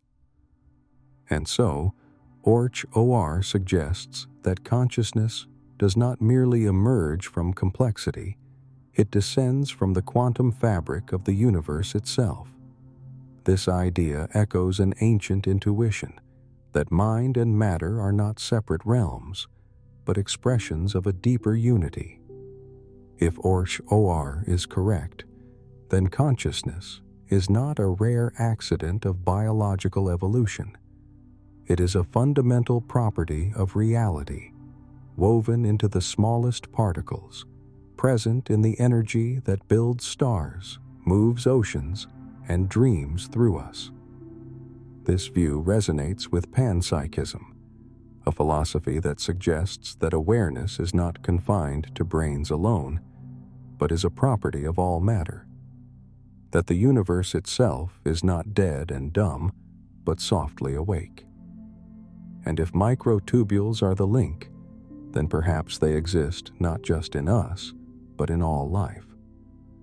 Maybe consciousness is not a summit, but a field. Not an outcome, but a condition. This has implications beyond science. It reframes the mind-body problem, the ancient puzzle of how thoughts arise from flesh. OR offers a bridge, suggesting that subjective experience emerges not from classical cause and effect, but from quantum reality itself. Where once we saw an unbridgeable gap between the physical and the mental, this theory offers a unified perspective. One where awareness is the moment the universe collapses into form, again and again within you. And so, Orch Orr doesn't just ask, "What is consciousness?" It whispers, "What if consciousness is the very fabric that binds us to the stars?" Imagine waking up one day and realizing that everything, the stars, the galaxies, even time itself, was not something you were born into, but something that needed you in order to exist. This is the radical core of biocentrism, a bold theory proposed by Dr. Robert Lanza, a renowned American scientist with a background in biology, stem cell research, and the eternal mysteries of life. Biocentrism doesn't just question our assumptions, it turns them inside out. It declares, without apology, that life and consciousness are not accidental byproducts of a cold, indifferent universe. They are the very source from which the universe emerges. We are not passive observers drifting through a pre-existing cosmos. According to this view, we are the reason the cosmos exists at all. This may sound metaphysical, but Lanza's conclusions arise not from mysticism, but from the bleeding edge of biology and quantum physics. He has spent his life studying the inner workings of life itself, unraveling the intelligence encoded in every strand of DNA, and questioning how that life fits into the grand puzzle of the universe. Biocentrism, for him, is not just a theory. It is the inevitable conclusion of a lifetime spent wondering why anything exists at all. At its heart, biocentrism makes one audacious claim: the universe does not create life, life creates the universe. Space and time, those pillars of classical physics, are not cold, hard realities waiting to be discovered. They are frameworks, constructs of perception, crafted by the mind to organize experience. Like the pixels on a screen that only light up when you look. Space and time, says Lanza, exist because we perceive them. Without a conscious observer, there is no up or down, no past or future, no here or there. Only the potential for reality to be experienced. This idea echoes ancient philosophies, from Eastern metaphysics to Western idealism. But now it's being re-examined through the lens of modern science. And it all begins with a mystery buried deep in quantum mechanics. You've probably heard of the double-slit experiment, where light or matter behaves like a wave until it's observed, and then behaves like a particle. The act of observation collapses a wave of probabilities into a single outcome. Consciousness, it seems, is not a passenger in this reality. It is the driver. Lanza takes this further. He suggests that what we call reality is just a canvas of probabilities, waiting to be painted into form by the brushstrokes of awareness. Without the observer, there is no collapse, no object, no universe. There is only potential. And when you look, when you become aware, reality crystallizes. This isn't just about particles. Biocentrism argues that this principle applies at every scale, from the smallest quantum wave to the largest galactic cluster. Everything exists because someone is experiencing it. In this view, the universe didn't come first. Awareness did. We are not the final result of a long evolutionary chain. We are the origin point from which the universe unfolds. Now imagine what this means for your concept of time. Biocentrism suggests that time isn't flowing past us like a river. It's something we construct, moment by moment, to make sense of change. When you're not looking, the future isn't out there waiting, and the past isn't stored somewhere behind you. Only the now exists, created by your attention, your presence, your mind. The same goes for space. Take away the observer, and there's no separation between objects, no coordinates, no distance. Only a vast field of potential with no shape, until we give it one. According to biocentrism, space and time are not out there. They arise within us, a product of our conscious structure interpreting an infinite field of potential experience. This is not a denial of physics, but a reframing of it. Just as a television does not create the broadcast, but only tunes into it, biocentrism proposes that the brain is not the source of consciousness, but the receiver. Like an antenna, it is shaped to pick up the signals of awareness, translating them into the vivid experience of waking life.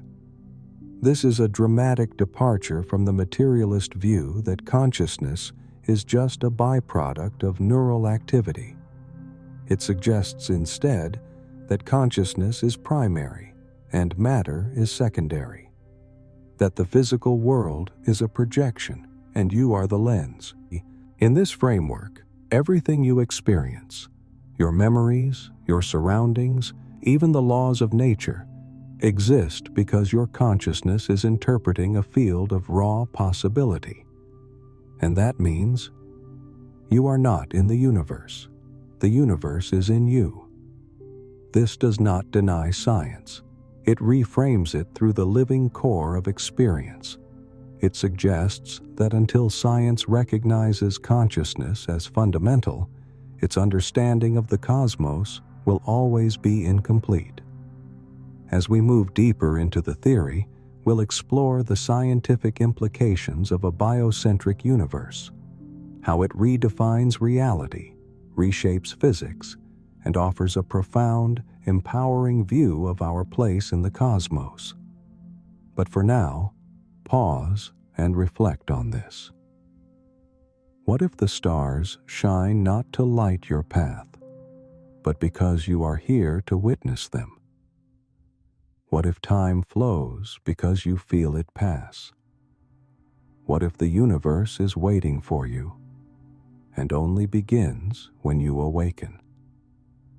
If consciousness is fundamental, then everything we consider physical, space, time, matter, is not the foundation of reality, but the furnishings on a stage that only exists when the lights of awareness are turned on. It's a reversal that shakes the pillars of traditional science. For centuries, we believed the universe was a vast, cold expanse, governed by fixed laws, silent in its indifference, within which life was a brief and accidental flicker. But biocentrism says, no, that's not how it works. The universe didn't come first. It co-arose with life.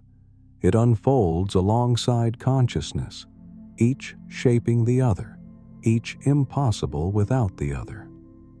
There was no beginning in the way we imagine beginnings, not a bang echoing through a pre-existing void.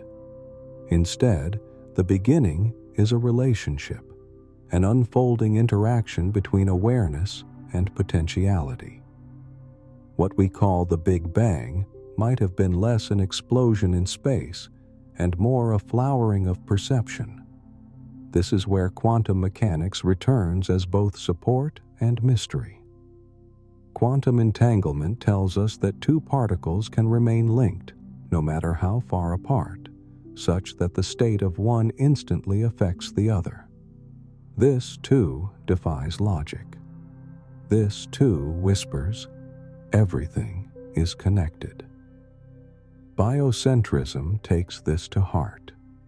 It suggests that consciousness, like entanglement, is non-local. It is not confined to your skull, to your brain, to your body. It is woven into the very fabric of reality. The universe is not a machine you observe. It is a network of perception folded into every particle, every moment.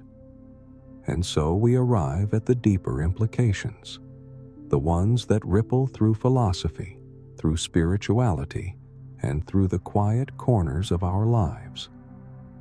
What is life if it is not a product of inert matter? What is death if consciousness is not bound to the biological cage? In the traditional model, death is the curtain call.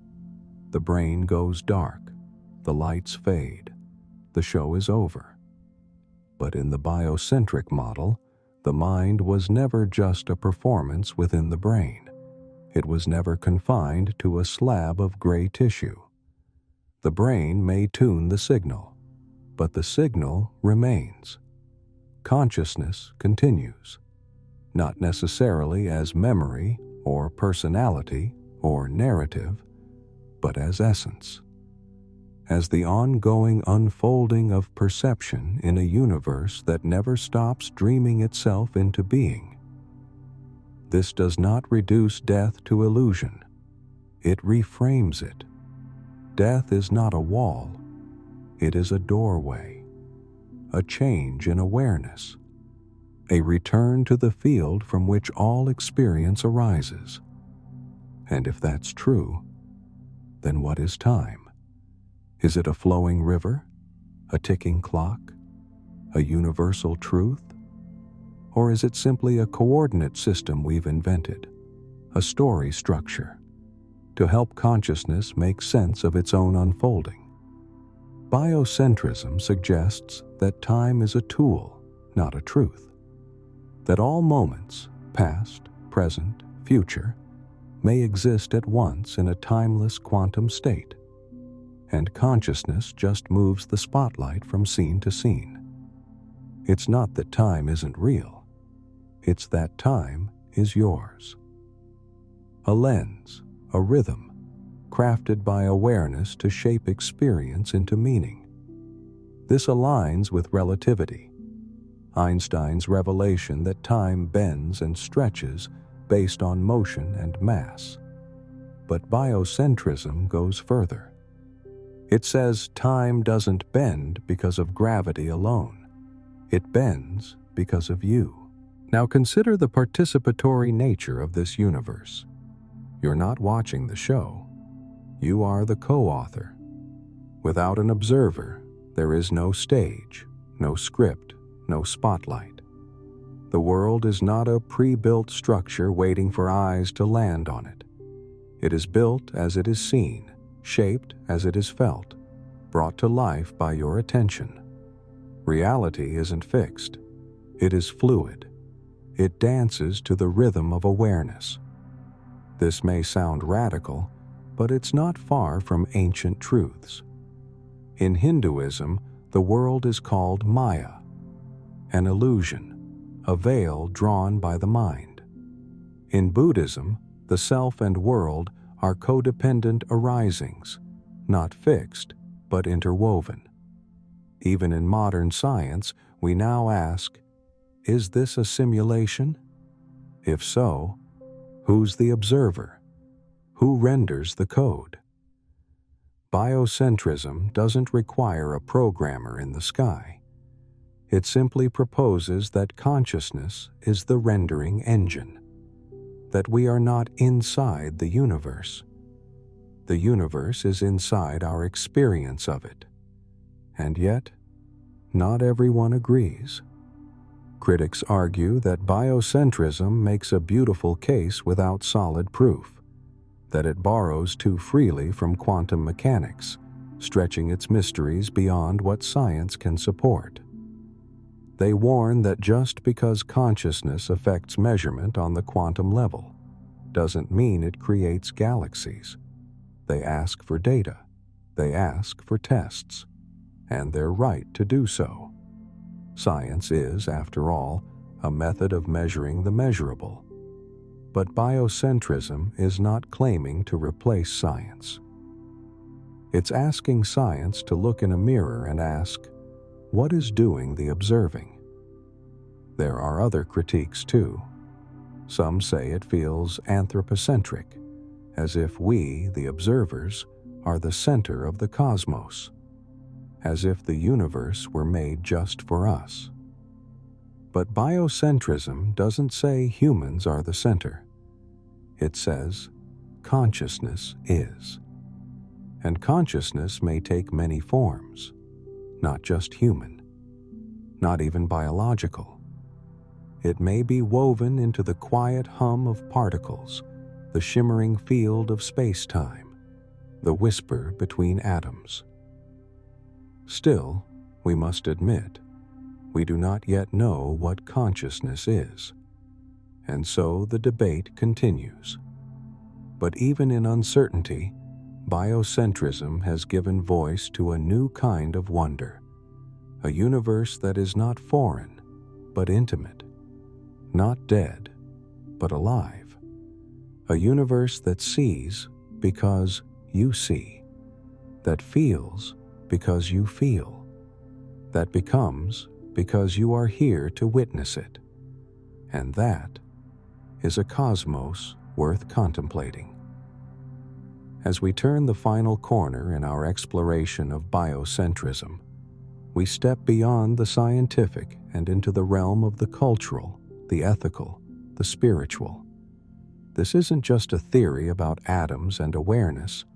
It's a worldview that reshapes everything we think we know about life, death, purpose, and our place in the cosmos. Biocentrism doesn't end in the laboratory. It walks into our forests, our homes, our rituals, and our responsibilities. By placing life and consciousness at the center of reality, it reframes our relationship with the world around us, with nature, with animals, with each other. Let's begin with the earth beneath our feet. In a materialist paradigm, nature is raw material, resources to be extracted, commodities to be traded.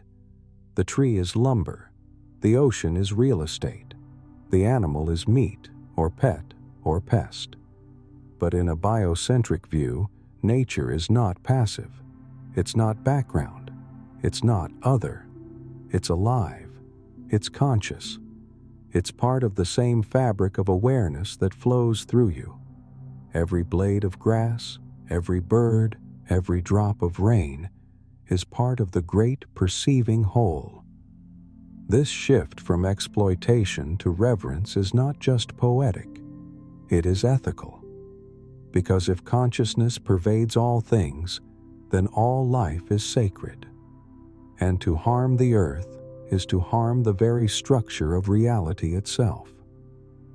This reorientation asks us to become caretakers, not conquerors, to walk lightly, to act with intention, to see the planet not as property, but as kin.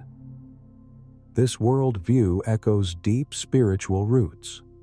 In Buddhism, all things are interdependent. In Hinduism, the universe is Brahman, a single consciousness appearing as many forms. Biocentrism harmonizes with these truths. It doesn't dismiss science. It fuses science with the wisdom traditions that saw life as sacred long before we split the atom. And yet, it goes further still. Biocentrism doesn't just ask us to honor other life. It asks us to let go of human supremacy. In the Western mind, we often imagine humans as the apex, the final act in nature's evolutionary play. But biocentrism says, no, you are not the climax. You are part of the chorus, one thread in an infinite weave. The hummingbird is not lesser. The whale is not beneath you. The mushroom, the ant, the old oak, all are sacred, all are necessary, all are conscious in their own mysterious way. This humbles us. It breaks the illusion that intelligence must look like us, speak like us, walk upright like us. And in doing so, it opens the door to a radically more inclusive ethics of being. Now we must ask, if all life is conscious, what rights do we owe it? What moral framework do we build when awareness is everywhere? How do we farm? How do we build? How do we live without forgetting the invisible spark within all things? Biocentrism doesn't answer all these questions, but it insists we start asking them. And then, it offers something deeper, a new way of understanding meaning itself. In the materialist view, life is an accident. Meaning is a human invention, a candle flickering in the void. But in the biocentric view, meaning is not made. It is. It flows from the nature of consciousness. It is embedded in every breath, every memory, every relationship, every heartbeat. You do not need to create purpose in a cold, indifferent universe. You are the purpose. You are the witness through which the universe becomes aware of itself. That is not small. That is profound. It changes how we live, how we grieve, how we love. Biocentrism does not promise immortality, but it softens the fear of death. It does not offer dogma, but it whispers that you are not alone, and never were. So where does this lead?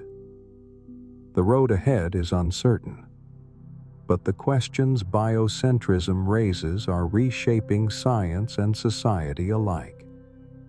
As neuroscience deepens its understanding of consciousness, we may uncover more clues about how the mind connects to matter. As quantum physics pushes further into the strange heart of reality, we may find new evidence that perception shapes existence more intimately than we ever imagined. Even technology may bend toward biocentrism. If consciousness is fundamental, then the idea of creating conscious machines raises enormous ethical stakes. What rights would such minds deserve? What are the consequences of simulating a universe within a universe of consciousness?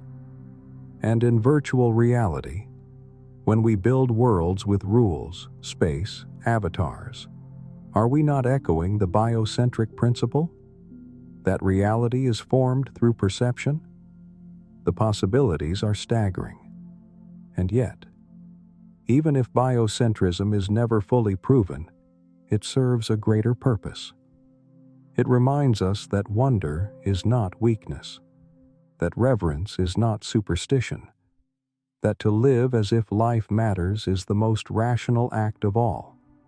It reminds us that science and spirit do not have to be at war. They can be partners. They can be mirrors. And most of all, it reminds us that this world, this strange, aching, beautiful world, is not just something we see. It is something we are. What if the stars could feel? What if the mountains dreamed in silence and the atoms whispered their own forgotten language of awareness? Panpsychism asks us to entertain a radical idea that mind is not rare, not limited, not a fluke of evolution, but instead, everywhere. The word itself comes from Greek roots, pan, meaning all, and psyche, meaning soul or mind. At its heart, Panpsychism proposes that consciousness is not confined to complex brains like ours. It is a universal feature of existence. It is woven into the fabric of the cosmos itself. To most modern minds, this sounds strange, even mystical. But it's not new. In fact, it's one of the oldest philosophical ideas humanity has ever known. Long before neuroscience, long before quantum physics, the ancient Greek thinker Thales of Miletus looked at the world and declared simply, "Everything is full of gods." To him, and to many who followed, the universe was not inert. It was not a dead mechanism. It was alive, vibrating with soul, resonating with mind. This early form of panpsychism saw nature not as a machine, but as a great, living tapestry, every thread humming with some form of awareness. Centuries later, during the Renaissance, another visionary reignited this flame. Giordano Bruno, a philosopher and mystic, suggested that the universe was infinite, teeming with stars, planets, and beings, each possessing its own form of consciousness. For that idea, he was imprisoned, tortured, burned. But the idea refused to die, because something in it feels true. In the modern era, panpsychism has returned, not through religion, but through philosophy and science. One of its most vocal contemporary defenders is philosopher Galen Strawson, who poses a profound question. If all we have is non-conscious matter, then how exactly does it become conscious? How does the clatter of neurons give rise to a sunrise, to a memory, to the ache of love? Materialism, the dominant worldview of modern science, has tried to explain it. It says, consciousness is an emergent property. It comes from complexity, from brains, from biology. But it doesn't say how. It cannot explain qualia, the redness of red, the taste of salt, the sensation of time passing. Panpsychism offers another path. It proposes that consciousness doesn't come from anything. It is. It's not a trick of biology. It's a fundamental property of the universe. Like mass, like charge, like space and time. The brain, then, is not a creator of mind. It is a conductor, a radio antenna tuning into a deeper field of consciousness already present in every particle it's built from. In this view, everything possesses some degree of awareness, not thoughts, not feelings, but a flicker of being. An electron might not dream, but it may, in some irreducible way, feel. Panpsychism sees consciousness as a spectrum. At one end, you have the vast, self-reflective awareness of humans, language, memory, imagination, art. In the middle, you find animals, different levels, different styles of mind, and at the far, quiet end, particles, quarks, photons, each carrying the faintest glimmer of internality. It's not that a rock thinks about philosophy, but perhaps it possesses some primitive form of sentience, a kind of proto-awareness we cannot comprehend. To many, this seems absurd. But consider, if matter can somehow produce consciousness at one level of complexity, why not grant that it holds the seed of it even in its simplest form? This framework, while poetic, is not merely spiritual, it's philosophical. It addresses what's known as the hard problem of consciousness, a term coined by David Chalmers. The hard problem asks, How do objective processes produce subjective experience? How do firing neurons become thoughts, emotions, dreams? Materialism gives us maps of the brain, which parts light up during pain or joy. But it doesn't explain how those processes feel like anything at all. Panpsychism sidesteps this impasse. It says, maybe experience doesn't emerge. Maybe it's always been here. Maybe the brain doesn't invent consciousness. It channels it, organizes it, amplifies it, like a prism bending light. Complex biological systems take the raw awareness inherent in matter and shape it into the rich inner lives we experience. This reframing leads to wild implications. If all things possess awareness, however faint, then the universe is not indifferent. It is not cold. It is not silent. It is alive in ways we cannot yet measure, in ways we are only beginning to imagine. And in this animated cosmos, humans are not the only minds.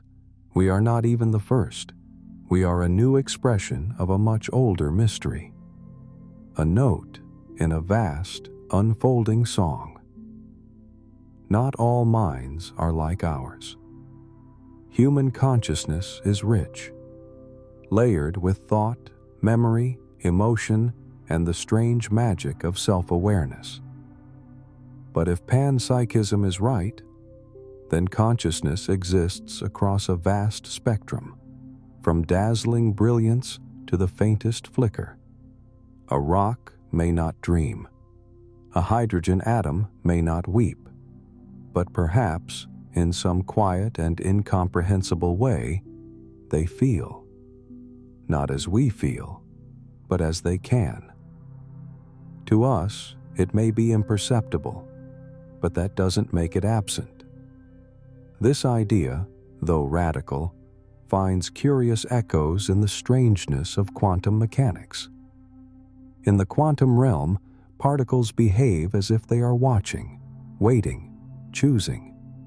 They shift their state depending on whether we observe them, as if the act of attention itself alters the nature of being. Some theorists wonder, is this mere randomness? Or is it the faint trace of something deeper, a kind of proto-awareness woven into the smallest bricks of the universe? It's not that electrons are conscious in the way humans are, but maybe they possess a sliver of subjectivity, just enough to influence behavior in ways that challenge classical logic. This remains speculative. But speculation, when rooted in mystery, opens the door to wonder. And if we accept the possibility, if we grant that even the smallest things harbor some dim light of awareness, then our understanding of the cosmos must change. The universe is no longer a cold machine. It becomes a living symphony. Every particle a note, every molecule a pulse, every structure a fragment of something feeling itself into form. And we are not separate. We are participants in this awareness, ripples in a vast, sentient sea. This view challenges not just science, but ethics. If everything carries awareness, then how we treat the world matters. The stone underfoot, the tree outside your window, the river you cross, the soil you dig. These are not just lifeless resources, they are kin. Panpsychism demands reverence. It asks us to approach the world not with ownership, but with awe. To harm nature is not just to break balance. It may be to wound the great web of sentience that gives rise to our own minds. It calls us to humility, to recognize that we are not the sole torchbearers of consciousness, but simply one expression among many. And this leads us to a mind-bending idea. If consciousness exists in all matter, then perhaps the universe itself, the vastness, the void, the stars and nebulae, is conscious. Not metaphorically, literally. What if the cosmos is not an empty container in which things happen, but a mind in which awareness expands? Some ancient traditions spoke of this long ago. In Hinduism, the concept of Brahman describes a universal consciousness underlying all existence. In Stoicism, the Logos was the rational, organizing soul of the universe. In indigenous worldviews, the earth is alive, not symbolically, but truly. Modern science hints at similar ideas. The Gaia hypothesis proposes that Earth functions as a living organism, regulating itself to sustain life. But panpsychism goes further. It says, Earth's awareness may be just one neuron in a cosmic brain, a planet among trillions, each with its own flicker of mind, interacting, feeling, being. And the universe? It could be a single, unified consciousness, experiencing itself through stars, through stones, through you. This is more than metaphor. It is a serious proposal that the cosmos is not a stage, but a story being told by itself, to itself.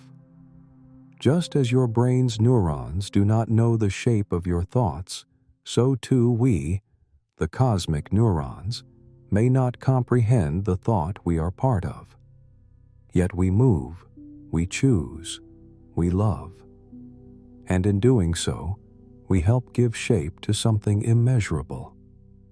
Panpsychism dissolves the hard lines we draw between the alive and the inert, between the sacred and the mundane.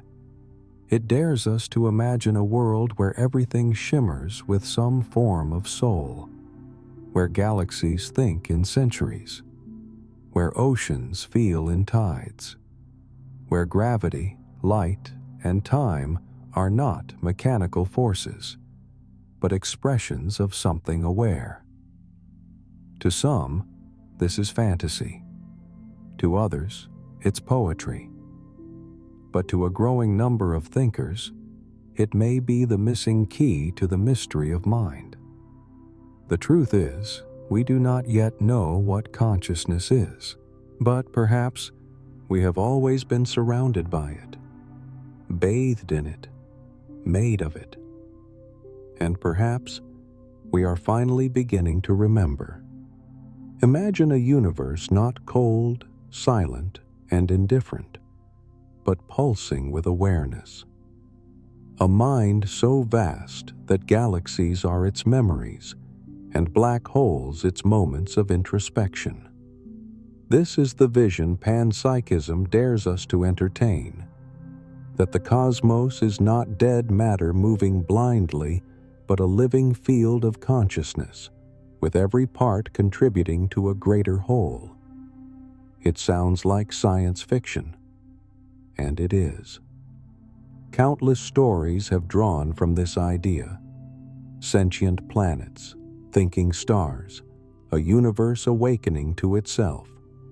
But fiction, at its best, is a mirror, reflecting the deepest longings of human thought. And sometimes, those mirrors reveal truths we are only beginning to glimpse. Even if these ideas remain speculative, they push the boundaries of what consciousness might be.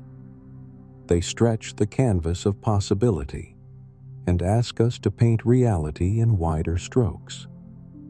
If consciousness is everywhere, then perhaps it is also timeless, not bound to the ticking of clocks, but flowing in strange and unfamiliar rhythms. What if time, as we perceive it, is only one version of the story, a human version, crafted by our brains to keep order in the flood of experience? But what of other forms of consciousness? A tree's time is slower, a mayfly's faster? Might an electron blink through reality with no sense of before or after? Might a star dream in eons? Panpsychism doesn't give final answers. It isn't a map. It's a compass, pointing toward the unknown. It invites us to think bigger, to consider that what we call the mind did not emerge late in cosmic history, but has always been there, as old as gravity, as woven into the fabric of space as light itself. What we see as the evolution of consciousness, from bacteria to birds to Beethoven, might not be the birth of mind, but its unfolding, its slow blossoming into forms more complex, more expressive, more self-aware. In this view, a microbe's twitch toward the light is not meaningless. It's the first stirrings of the same light that burns in our own thoughts. Each life form is not acquiring consciousness, but channeling it, refining it, giving it new voice. And what might come next? If consciousness evolves, what will it become? Might it rise beyond biology, into new forms, digital or otherwise? Might it flow through circuits or dance in quantum code? Might our machines, our creations, one day awaken, not because they mimic the brain, but because they, too, are made of matter already touched by mind?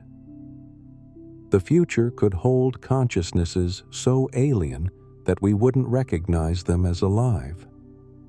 Not human, not animal, but still aware. And beyond our blue planet, across the distant star fields, what other forms of consciousness might stir? On worlds with different physics, in environments too hot, too cold, too strange, might awareness exist in forms we cannot yet imagine? Could it hum in the structure of crystals or pulse in magnetic fields? Panpsychism says yes.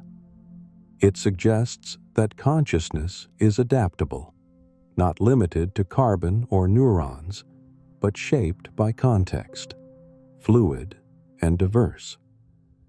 And if all things carry awareness, however faint, then perhaps consciousness is not always singular. Just as your mind is formed from billions of neurons acting in concert, might there be forms of collective mind we do not yet understand? A forest, not just trees, but a system that feels as one. A beehive, not just bees, but a single shimmering mind in many bodies. Could humanity itself, our societies, our cultures, be forming a new kind of collective awareness? Could ecosystems, biospheres, even planets have a consciousness greater than the sum of their parts? It's a radical suggestion, but not without precedent. Spiritual traditions have long spoken of moments of unity, of feeling connected to all things, of dissolving the self into something vast and silent and aware.